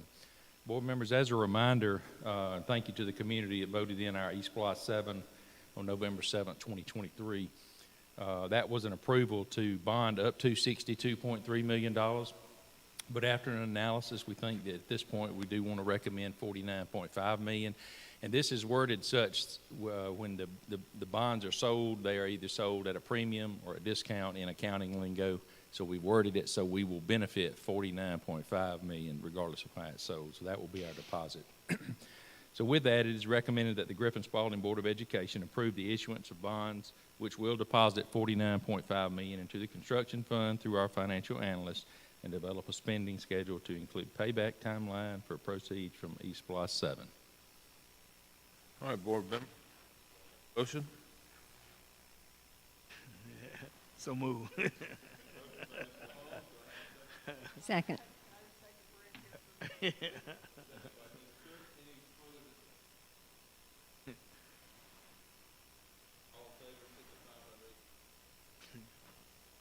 5-0. All right, we will then move on to item 13, which is the presentations and discussions. You have an update for us on our fiscal year 25 final budget? Right. Good evening again, board members. As a reminder, we had originally planned to bring you a recommendation this evening and a public hearing today. Those have been moved to June 4th, which we'll talk about that here at the end of the presentation. So this is an update for you. There's a few items I'll remind you I'm going to focus on that are in yellow in the presentation. Again, this is 6 o'clock p.m. board meeting this evening. Communicating effectively to make sure you understand what I'm talking about is the goal. The mission, again, empowering all of our students to graduate college and career ready. And this will be our 3rd year for our roadmap to success, again, aligning our resources in an appropriate manner. We talked about goal areas last meeting. I won't repeat those again. We have some bulleted items where you can kind of see what we're focusing on for FY25. Did want to point your attention to a little bit of a change on our appropriation. And when I talk about this slide, I'm talking about expenditures, not revenue. So we did bump up our general fund expenses by rounded about $1 million. We have found that we have gotten some estimates back for our insurance policies, and they have crept up a little bit. As a reminder, when we had our tornado, for example, we don't necessarily, that was a $2.4 million claim. We don't necessarily get charged back $2.4 million to pay that back in the next year, but there are some allocations that we have to pay back prorated. It's just spread out over the fund. So that's an example of an increase that we have gotten back. We've also looked at some of our salary allocations that have come in a little bit higher maybe than we were able to predict on the front end. And as a reminder, with our 2 software systems that we go live on payroll in July, this is the year where it's hard to get data out of one and put in the other. So estimating those salaries is another reason that we felt like we needed to have a little bit more of a cushion when we come back to you. FTE count, like I told you last time, is down a little over 200. So that's $1 million at an average of $5,000 a child in state funding. These general fund expenditures, this slide's a little bit tweaked down from last time. I just wanted to add the dollar figures a little bit in yellow. We just didn't have that on this slide. So TRS, again, is going up close to 1%, which is about $500,000. We've already been notified for FY26 that it's going to go up another %. So next year when I'm in here, we'll be talking about this again, somewhere around $500,000. Certified salary increase, and I want to make sure y'all understand what I'm talking about. Anytime we bump up the certified salary schedule, there's a local supplement that is a percentage of that increase that increases as well. So that employee benefits from both of those items, and it's a cost to the district, somewhere around $175,000.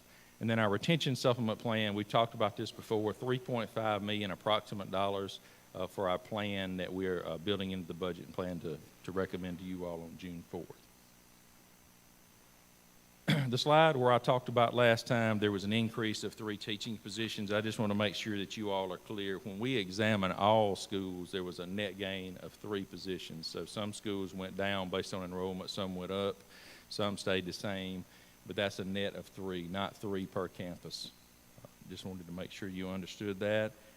The bottom line on all of this is about a $4.5 million deficit, where I've been telling you $3.5 million. We will true that up even more for our recommendation on June 4th, but I just felt, I told the superintendent I need to come back in here with this because we're still looking at these salaries and some of this stuff. We have people leaving and people coming. It's hard to estimate that to a degree. Again, your 39.8 or approximate $40 million of reserve, that's still what you would be looking at even with that spend. So again, that's still outstanding for the board for making some of these discretionary decisions. Again, on here, this is the same slide as last time. I just wanted to true up the number of employees. So about 940 employees would benefit from the $2,500 governor recommendation. And so that, again, is your administrative salary schedule and your certified salary schedule. And then, as I said a little bit earlier, the increases to the state salary schedule generate an increase to the local teaching supplement. Really no changes on special revenue funds. Again, these are our grants that we've talked about that we get. Just to repeat to you, we did not get the hospital authority grant. So that, to keep a nurse in every school, did not. I thought that was still under discussion. I haven't heard any. The grant we get from the hospital authority. We were notified we were not getting it. I know that part, but I thought we were going to circle back with them on that. Yes. We don't have it for this.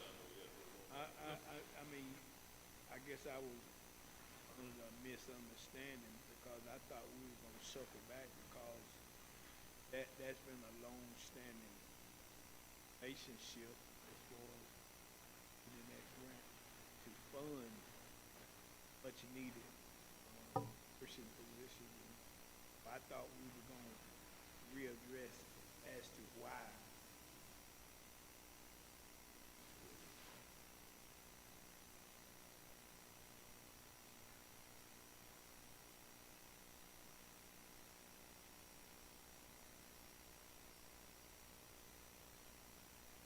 We were asked for some information and some data. We provided said information and data.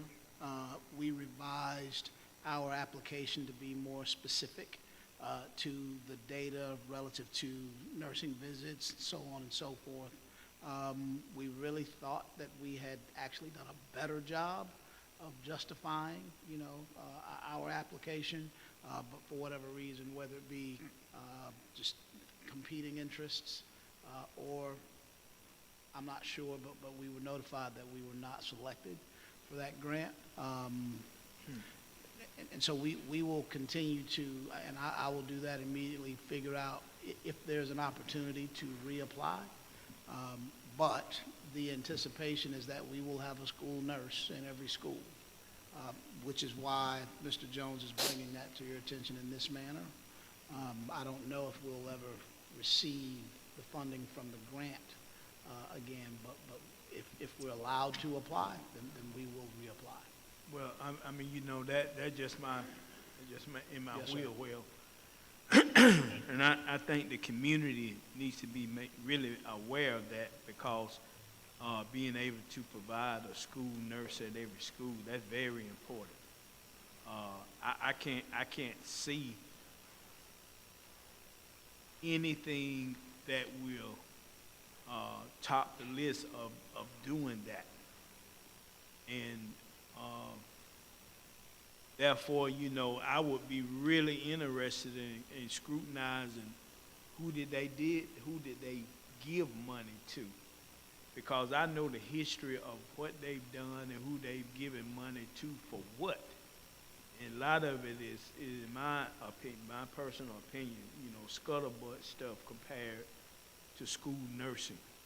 That's too important in our community. And I know that I know how to go about seeing who they gave money to, but it's very disappointing to hear after we did readdress, and I guess that's where I must have fell out of the loop during my illness. But after we readdressed it, I would have thought that they would have put that at the highest priority to give money for us to help provide school nursing in our school. It's very disappointing knowing how important these school nurses are and helping us fund that. I can't think of anything else that would top that. I agree. I have a question, Mr. Doss. Yes, sir. So I know last year that they did respond, Dr. Simmons, and told us that we did not receive the grant. And I remember the email coming in because I think it came from Mr. Broder, right? Yeah. All right, so it came from Mr. Broder. And so in conversations, and there was no other follow-up as to what we could have done to receive it, or they just was like, you didn't get it, and I don't recall the details relative to why we didn't receive it. I just recall the details that we did not.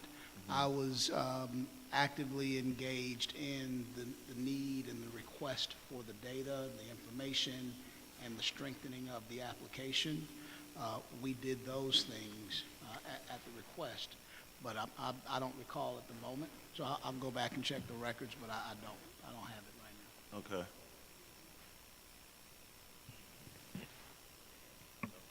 Thank you, Mr. Dawes.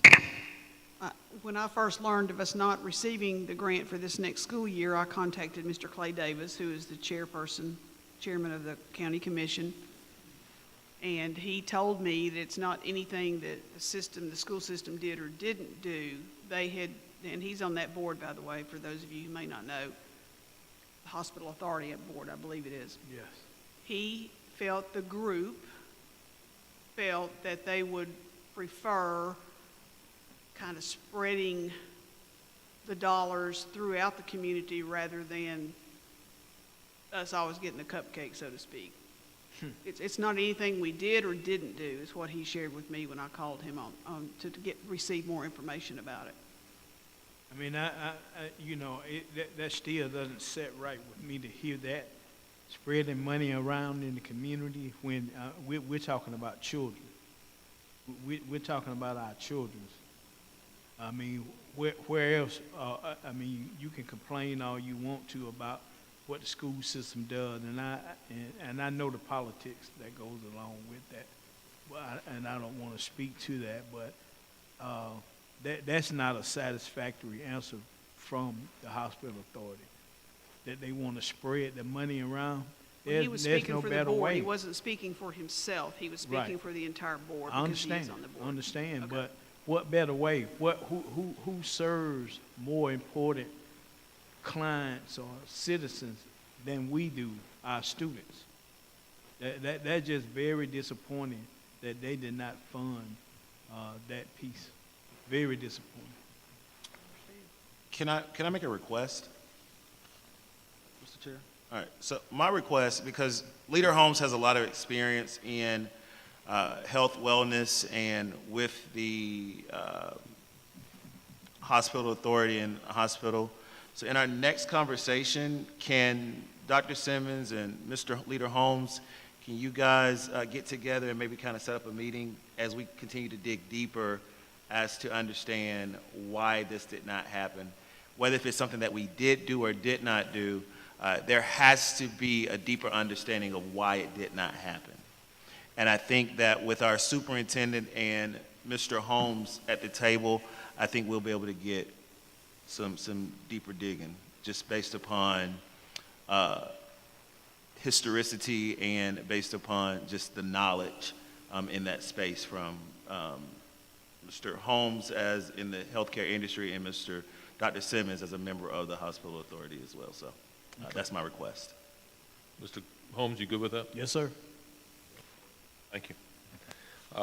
Proceed, Mr. Jones. Ms. Dawes, Yeah, Mr. Chair, I think, did you have something, Ms. McDonald? Not yet. I'm good. Okay. Thank you. I was just going to make one more comment about this since it's a good topic. So it's a calendar year grant. It expired in December. So when I come back in June, we're amending the budget for general fund. We'll pick up those expenditures for the 6 months. So just keep it in mind. We always talk in fiscal year, but it's a calendar year.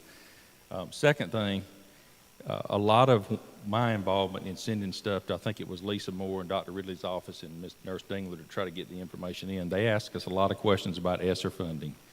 What was our dollar amount? And I mean, the facts are we got $32 million. I mean, that's just public information. So they ask a lot of questions about that. And then third, I wanted to say, y'all know my history, 3rd District.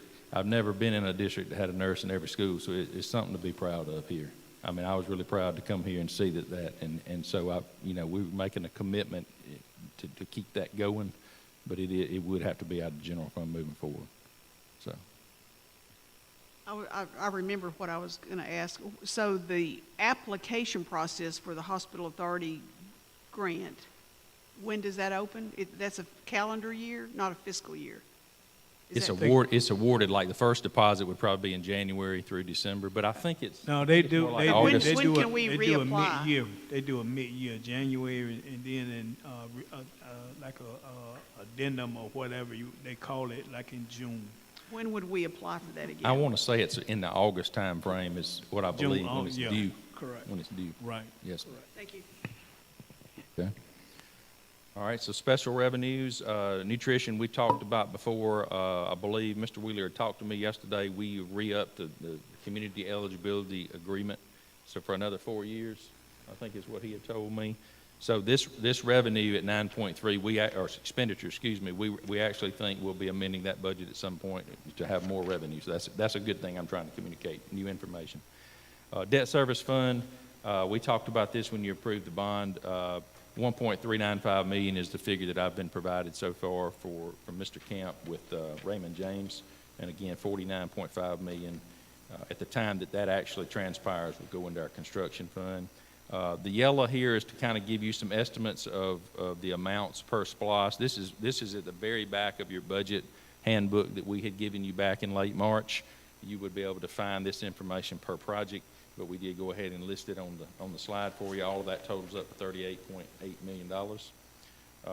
And again, in summary, this is kind of going back to one of those first slides, $181.9 million. The first bullet point at the bottom, these are expenses, and then I wanted to spend a few seconds talking about the bottom bullet point and tie it into millage rate a second, because we hadn't really talked a lot about that. The revenues that I am basing this budget on are basically the same revenues that we're using in FY24. So the value of that mill, if it's 38 million or whatever, I'm kind of making that number up for the local tax base. That's what I'm putting in this, because we haven't made a decision on millage rate, et cetera, moving forward. I don't have those values from the tax assessor or tax commissioner yet. So all I've done is used values from FY24 and marked up about $500,000 worth for new growth, like if somebody puts in a pool or builds something, that's not a part of the millage rate discussion. So at some point, if the rate is not rolled all the way back, we will have more revenue. But I'm giving you a conservative revenue, and I would rather do that this time because I think there's an appetite to look at that rate a little bit closer when we get to that this summer. So I hope that makes sense to you. So it's a conservative revenue number to get you at 4.5 million deficit. If I get more information tomorrow, I'll update this again by June 4th. But the way we're headed right now is asking you to adopt a deficit budget, knowing that you can still make that decision on millage rate. And then in the presentation I'm fixing to tell you in a minute, we're actually performing better, and you adopted a deficit budget last year. So I hope that makes sense what I'm saying. I'm just acknowledging you've got a lower revenue figure than you may wind up with at the end of the day for FY25. So here's our kind of amended timetable. May 22nd is today. June 4th, public hearing, 3:30 now, not 5:30. So 3:30, and then we'll ask you for final approval at the work session at 4, and then we'll post that on the website. Again, I just spoke to you about millage rate hearings. We'll have to get more information on that and provide it to you later. So, Mr. Chairman, that concludes my presentation. All right, board members, any other additional questions? Here's some comments. Yes, Ms. Newman. Thank you, Mr. Doss.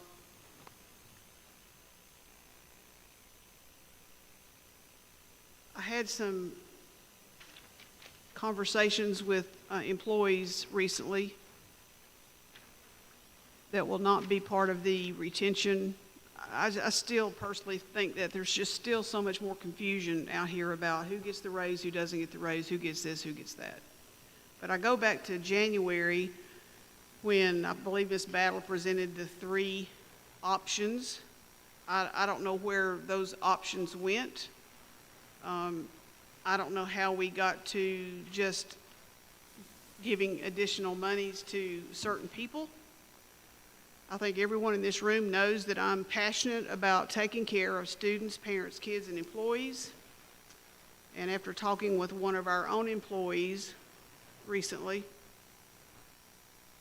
Mr. Holmes, what you don't want to happen is going to happen with regard to a second-year teacher making more money than a 19 or 20-year teacher in our system. I'm going to suggest that I did not have an opportunity to suggest last time is that we just split the pot with the money appropriated and give everybody a little bit. Because when an employee sits in front of me and says, doing nothing is more equitable at this point, and we talked about equity last time, and I'll repeat that, just do nothing. It's more equitable at this point to do absolutely nothing. So tonight, my new thing to present to this board is that we just split the pot, that we give a little bit to everybody until we can sit down and take care of everybody. Because when I read what an instructional coach does, when I have talked to instructional coaches that are in classrooms teaching people how to teach that are trying to get certification, I mean, I had no idea that they were doing that. They do lesson plans for, 5 areas. My eyes were just so wide open as to what these people do. They're very talented people. And I think we're doing a disservice to our employees if we don't give a little bit to all. So I don't know where we are on that. I don't know where the 3 options went that Ms. Battle presented back in January, I do believe. I don't know how we went from 3 options because I can remember asking her to, let's just survey our employees. And I don't think that ever happened. So I don't really know what happened to the 3 options. Can I add something from our conversation today? Ms. McDonald, that was my exact question. I don't know if Superintendent Simmons want to discuss that overall, just split the pot with everybody, but there's some parameters that won't allow us to do that, because that was my suggestion. Hey, if you got classified, you got 3 different categories of employees, why not get the total and just from the pot you have, split it amongst the employees? But I think, I don't know if Superintendent Simmons want to address that suggestion, because, no. I'm talking about what you just said. Just give everybody something. That. I'm talking about certified personnel. We have already taken care of classified. But that's what the question was. Right. I presented to him. So that's why I wanted him to. Thank you, Mr. Holmes. I'm talking about the certified personnel in this school system. And my question to him was to take care of everybody, not just teachers or whatever, but everybody. Mr. Chair, if I may add, in taking care of everybody, what I hear Leader Holmes saying, that there may be guidelines to as well, we cannot do that because if it's allocated for whatever reasons. And so what I'm more interested in is knowing what are those guidelines, and if if we have any leeway or wiggle room to be able to take care of everybody, let's do it. But if there are federal guidelines and state guidelines, of course, we always want to be in compliance. And so let's make sure that we have all the facts, and let this be an educational process to our employees as well. Let's make sure that we're transparent with them and that we are communicating with them and letting them know every step of the way how this is going to play out. So in the event that we're not able to take care of everybody, it's communicated to them. And then if we are, it's communicated to them. So maybe communications, superintendent's office, or cabinet and finance can get together and create that plan. But there has to be a way that we're able to communicate with them so that there is no confusion as to who gets it, who does not get it, why did we get it this one time and they get it a second time. Whatever those guidelines are, let's make sure that all of our heads are at the table so that we are able to make sure that we are able to communicate with our employees so that they understand what this process is about and how we're going to be able to allocate these funds to them. Mr. Superintendent, did you want to? I mean, because I was going to suggest that Ms. McDonald's make an appointment with you this week and talk with you to get those answers. Make sure he understands what you're trying to say, and then allow him to be able to explain to you at that time. Well, I've said all along that I feel like our certified personnel need to be compensated, not just teachers or teacher of record, the SLPs, the media specialist. I mean, I told you all last time, when I read what the media specialist at Jackson Road does, I didn't know whether to just sit there and cry after I read her email or get in the car and go to Jackson Road and give her a hug. I mean, these people work hard for our students, for our families. I disagree with just the teacher of record. I understand what Dr. Simmons said publicly to us and to the public last time, but I'm just going to tell you, I just don't agree with it. I just don't. And I get really emotional about it too because these people work hard. SLPs do their own billing? Really? Are you serious? Mr. Chair, before the superintendent responds, I do want to say that we definitely understand, and it's good that we have people that reach out. But in these kind of situations, we just want to make sure that we have all of the facts that we need to have before making these decisions. And in full transparency, this is the space where we as board members, as a governance team, we are able to have these candid, or as Aretha Brown would say, courageous conversations so that everyone is on board and we understand what's going on. So not to kind of limit your attempt to stop the discussion, Mr. Chair, but I think it is beneficial for us to hear from the superintendent. And we may not have that answer right now, Ms. McDonald, but what I do know is that if the board is on the same page to direct the superintendent to go back and get this information, I believe that in the next weeks to come that we will have more information to make a more informed decision. Maybe the superintendent is going to change his mind. We don't know. Let us get the information that we need so that we can then communicate to our staff so that everyone is on the same page. Mr. Chair, so really quickly, thank you, Ms. McDonald, Mr. Brown, Mr. Holmes. Thank you, Ms. Cook, for just, you know. What I will offer, the way this all started, as you know, was about this time 12 months ago when we were talking about whether or not to roll the millage rate back. I shared with you the effort at that point in time to create a salary structure that would allow us to compete more effectively, particularly with the neighboring districts who are much larger than we are. The only way that we could do that was to not roll the millage rate back. And so even in the community, while not rolling it back, it appeared that taxes were being raised. I committed to you at that point, if we do not roll it back, I will use those monies and redirect those funds back into the pockets of our teachers who at that time, we were trying to figure out how to either keep in Griffin-Spalding because they were exiting, going to larger systems with a larger paycheck, or attract to Griffin-Spalding as they were coming out of their pre-service programs. I will offer that there are really two categories of employees in our system: those who teach and those who support those who teach. And what the initial plan was attempting to do was touch everyone. But I'll simply go back and say, yes, everyone works hard. Yes, everyone deserves more. But no, not all of our categories have existing, persistent vacancies.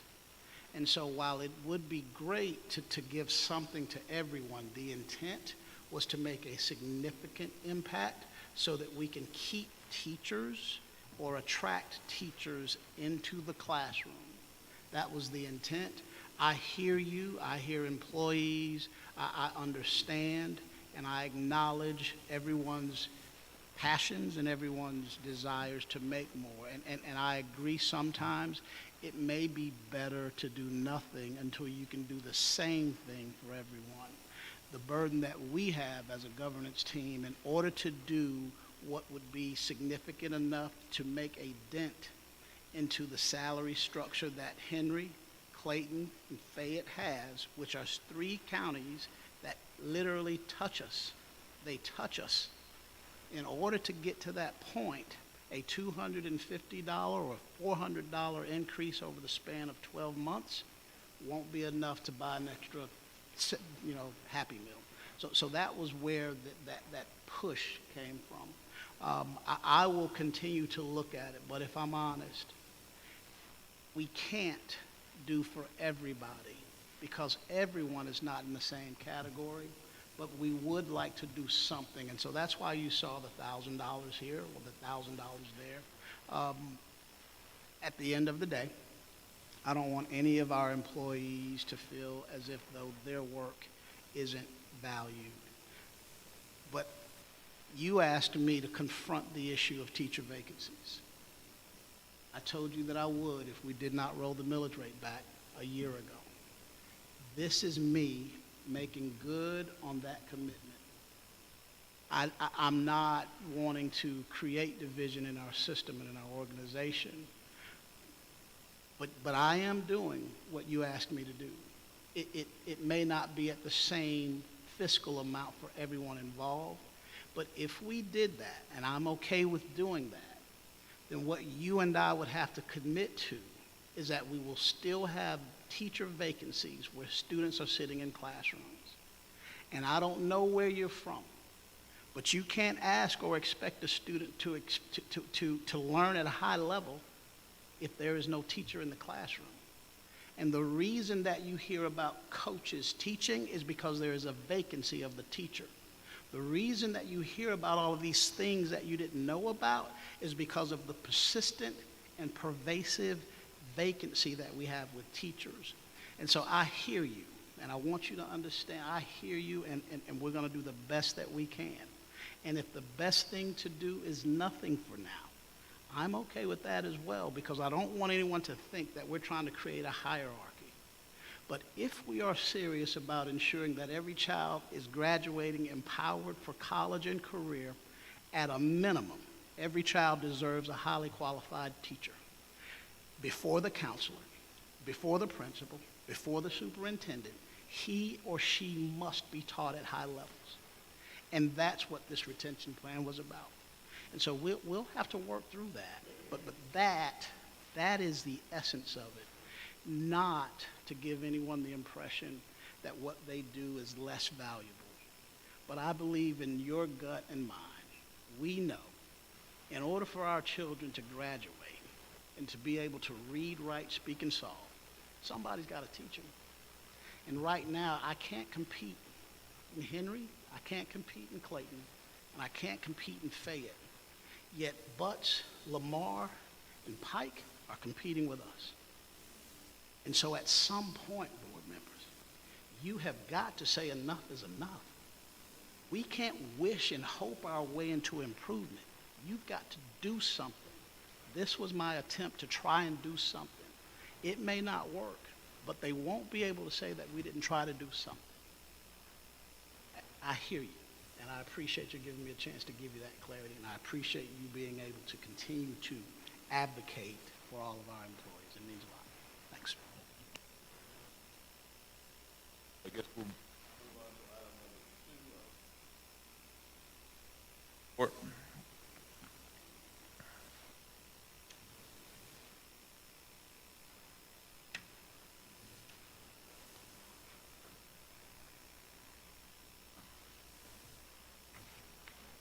Go up, Mr. Harper. You want me to ad-lib it?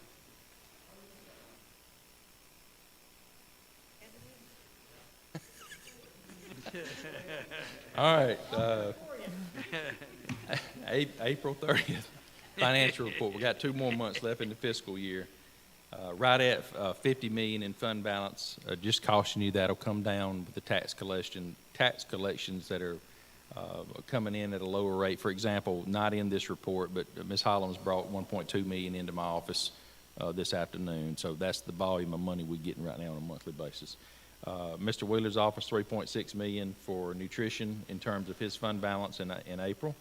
General fund operating statement, $6.3 million in revenues, $9.2 in expenses. So we're still at $4.4 million to the good for the general fund with 2 more months left in the year. Special revenue funds, we're in line with where we need to be there. There's always a little bit of lag of our drawdowns, but we're pretty much in line there with revenues and expenses. Nutrition operating statement, 6.7 in revenues through April and 5.9 in expenses. So we still have a fund balance increase of $800,000 or so for this fiscal year. The funds we're managing at the state investment account, $55.7 million. 5.39% interest rate is still doing very, very well. And then our SPLOST receipt, almost $1.2 million for the collection month of March. So we still are waiting to see if we get any other correspondence that cuts us off from continuing to collect through the quarter. I've still received nothing. I mean, we will definitely know at the end of this here next week if we get one in May, but I've still not gotten a letter saying that we're not going to be able to continue. So that's good news. That's more collections that will take us above the cap. If I find out something different, I'll share it with the superintendent. But, Mr. Chairman, that concludes my report. Board members, any questions for Mr. Jones? Or the financial report for the month? Hearing none, you have information items within your packet, the after-school program price increase. If you have questions about that, make sure that you inquire. At this time, we'll have governance team comments. I'll start with Mr. Holmes to my left. Mr. Chair, if we could go back to the information item. Sure. So after-school program price increase, how did we notify our stakeholders, parents, our clients on how that was going to take place?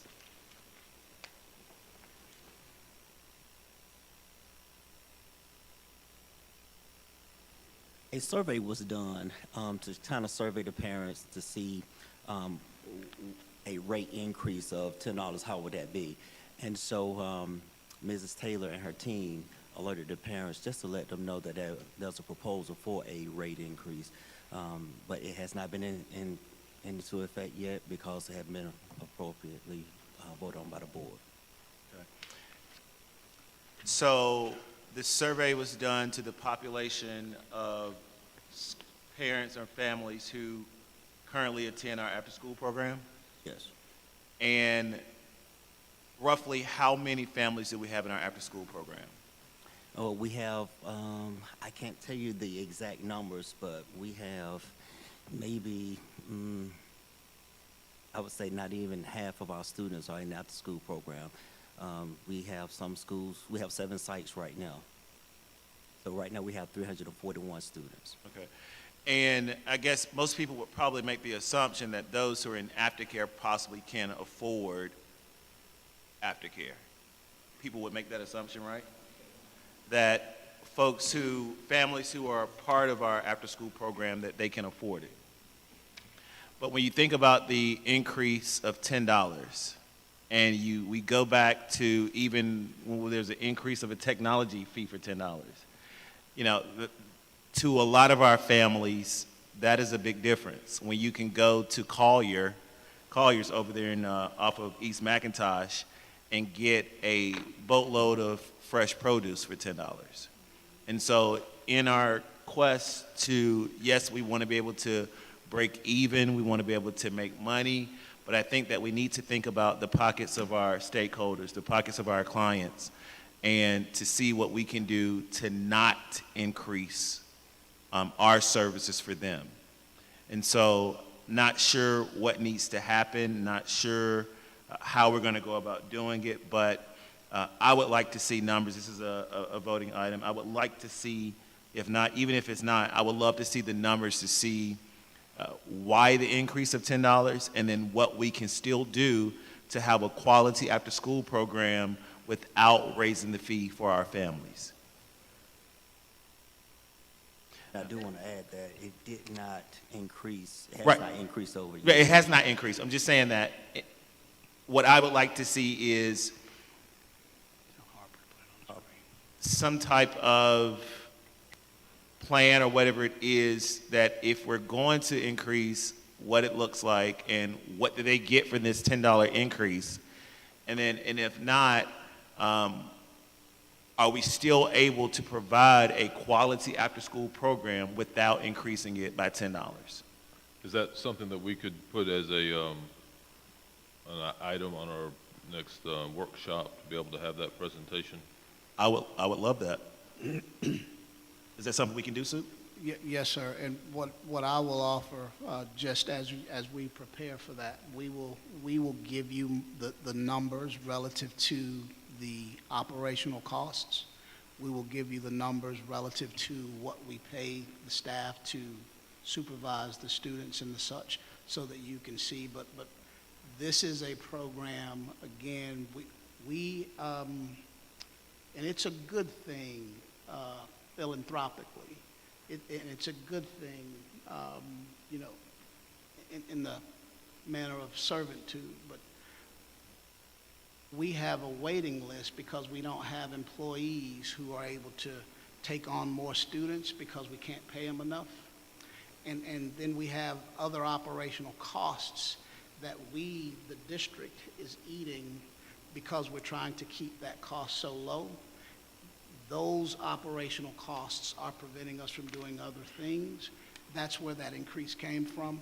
But I agree, if the board feels that, you know, the increase of $10 is not something that you can stomach, I'm okay with that. But this was our way of being able to maintain the level of service, the level of size relative to adults and students, and then not operate in the red in other spaces because we're trying to offset this need for families after schools. Can you give me an example of where we would possibly be red if we did not increase the $10 fee? So in many ways, what we have is a large pot. We have as many waiting for a space as we have participating because we don't have the staff. We don't have the staff because what we currently pay is not, I don't want to say worth it, but not of value to the degree in which it allows people or compels people to want to do it. Relative to being able to, again, operate, whether it be, the utilities, which is something that we just never discussed. And I know that Bruce is in the room, and I'm not going to allow him to talk about utilities because it'll scare you. But those are the things that normally you would take into consideration because the way that we operate these programs is all generated on FTE. This is not one of those, and so this is I guess you could call it an ad hoc, and what we were trying to do is not really even break even, but just maintain the level of service or the level of quality within that service. But that would be one example. Okay. So June 4th, we can do that? Yes, sir. Yes, All sir. right. And we'll give you the details, and we'll put it before you for your decision, and we'll go from there. Okay. Any other questions? Yeah, I have one. Dr. Simmons mentioned something, and I meant to ask Mr. Jones, but he mentioned FTE. I know we've had an apartment complex open, and I think we've had 2, and we have others slated to open. Are these students just moving from transitioning from already being in our system, or have we seen an increase in student population? Dr. Ridley, what is your office experiencing with student services?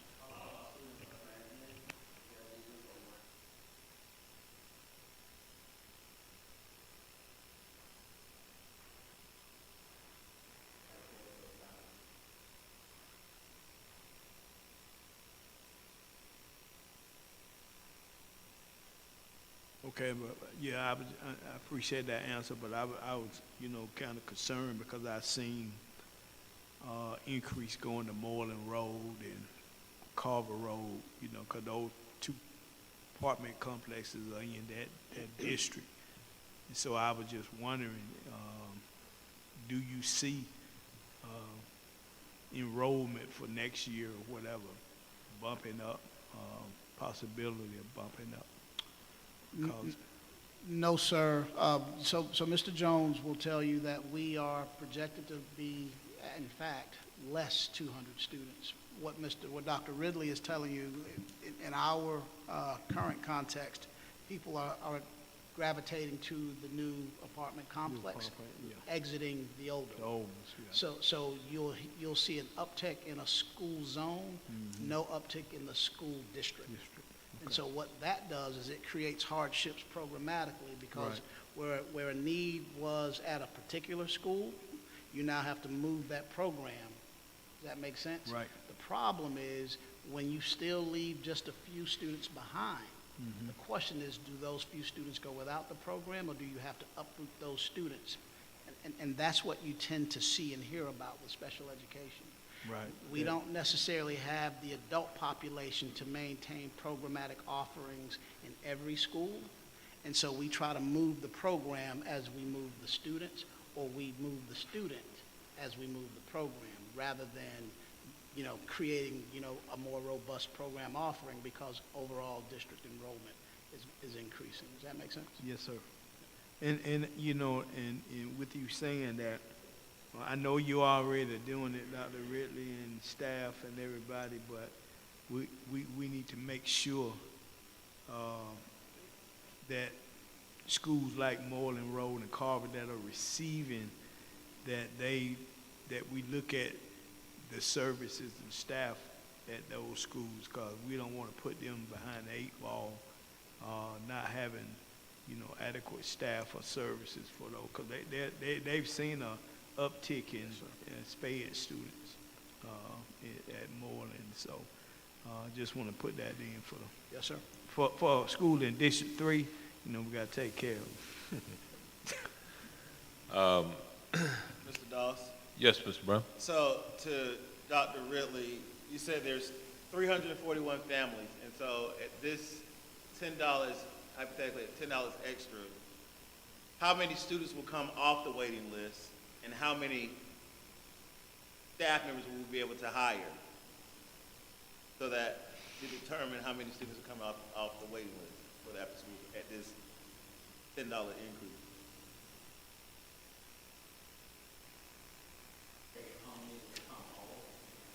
I can't just say 10 will come off or 20 will come off, but we will have some to come off because we'll be able to hire more staff to man those schools. What is that number?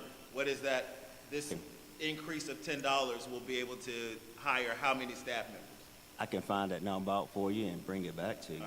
And then currently, so we have 341 families, and we have 7 sites? Yes, sir.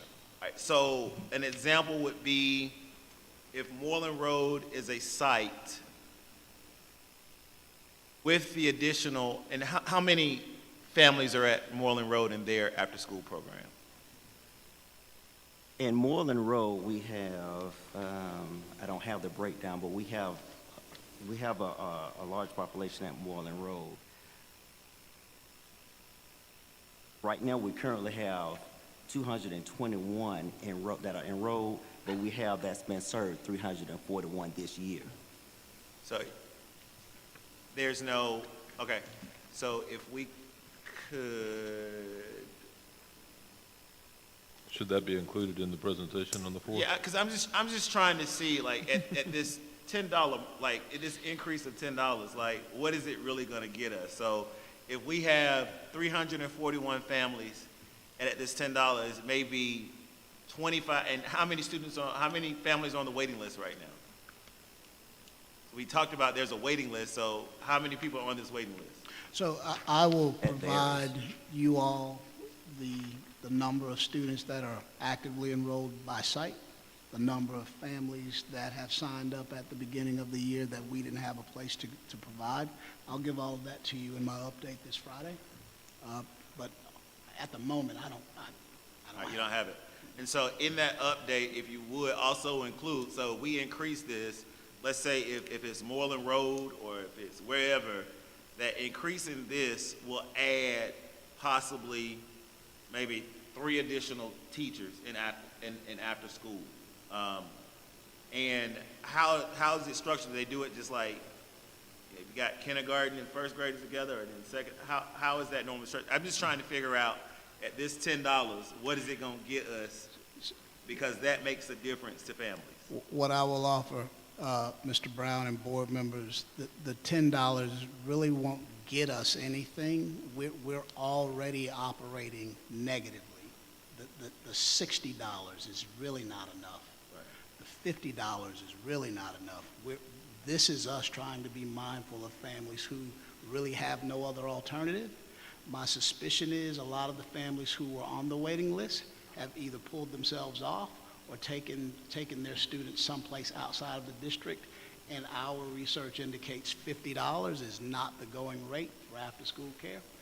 We're really just trying not to operate in the red operationally to continue to provide this service when no one else operates that way and provides that service. So I understand the stature that we have in the district, in the community with regards to service, but if we're going to be able to remain fiscally sound, then we'll have to look at situations like this so that you'll know many of the way that we operate some of our programs just aren't going to be able to be sustained at that structure or that cost structure. Good. We'll move then on to our governance team comments. We'll start with Mr. Holmes. What I would like to say is we're almost there. I know everybody's tired. I checked Dr. Simmons, periodically to see if he got any new whip marks on his back. But we're almost there. I just thank you because this is always a tough time of the year. And but we're going to make it. And I just want to thank all of our staff.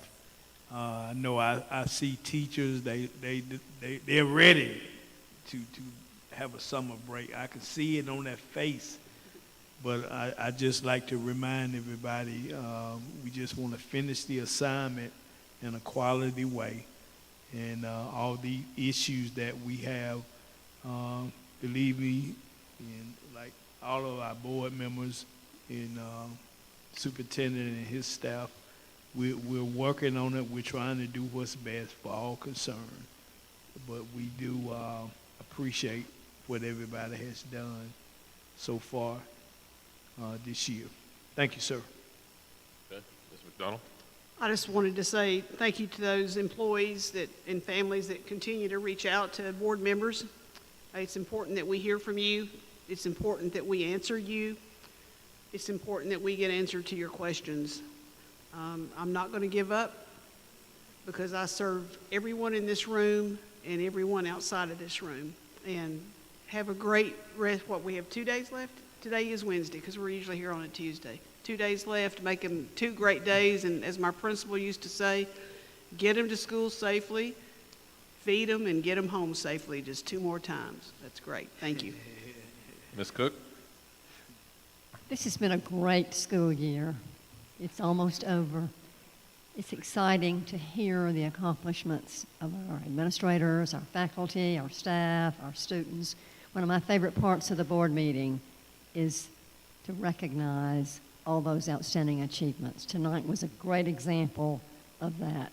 We look forward to congratulating all of our graduates at graduation. Pray for a safe summer for everyone and ready to start back in the fall again. But thanks for a great school year. Brown? Thank you so much, Mr. Dawes. On behalf of the Brown family, I just want to say thank you to the Griffin-Spalding County School System, Board of Education, employees, everybody, for your prayers and support during this very difficult time and the loss of my brother. The love, the support, and everything has definitely been shown. And I just want to say thank you guys so much. Seeing superintendent and cabinet members and all board members to come through the visitation really warmed my heart, and just want to say thank you guys for being there for my mother and I. Thank y'all so much. To the graduating seniors, congratulations to you. I know that you are excited, you are turning up, different award ceremonies and programs. We celebrate in your success. Our mission and vision is to ensure that our scholars graduate college and career ready. And we know that once they leave Griffin, that they are going to great places. You can get to anywhere from Griffin, Georgia. And just want to say to A.Z. Kelsey, to Spalding High School, and to Griffin High School, we look forward to celebrating with you, turning up with you, cheering you on at our commencement exercises. Looking forward to being with A.Z. Kelsey in the morning and Spalding High School that evening, and then culminating our commencement exercises with Griffin High School on Friday. So no other announcements, sir. Okay, Mr. Superintendent? Keep pushing. Keep the faith. I do want to remind board members that you have received an invite for the retreat in August. So hopefully that you were able to put that on your calendar. And thank you to all teachers and staff and the hard work that has been put in. Almost there. We're going to make it. 2 more sleeps. That's it. Board members, we do have something for executive session to discuss and vote on authorized negotiations to purchase, dispose of, or lease property, and to consult and meet with legal counsel pertaining to pending or potential litigation. So at this time, I would entertain a motion to go into executive session. So moved. Second. I have a motion and a second. All in favor signify by raising your right hand. 5-0. All right. Thank you all for being here. We don't expect to see all of you when we come out.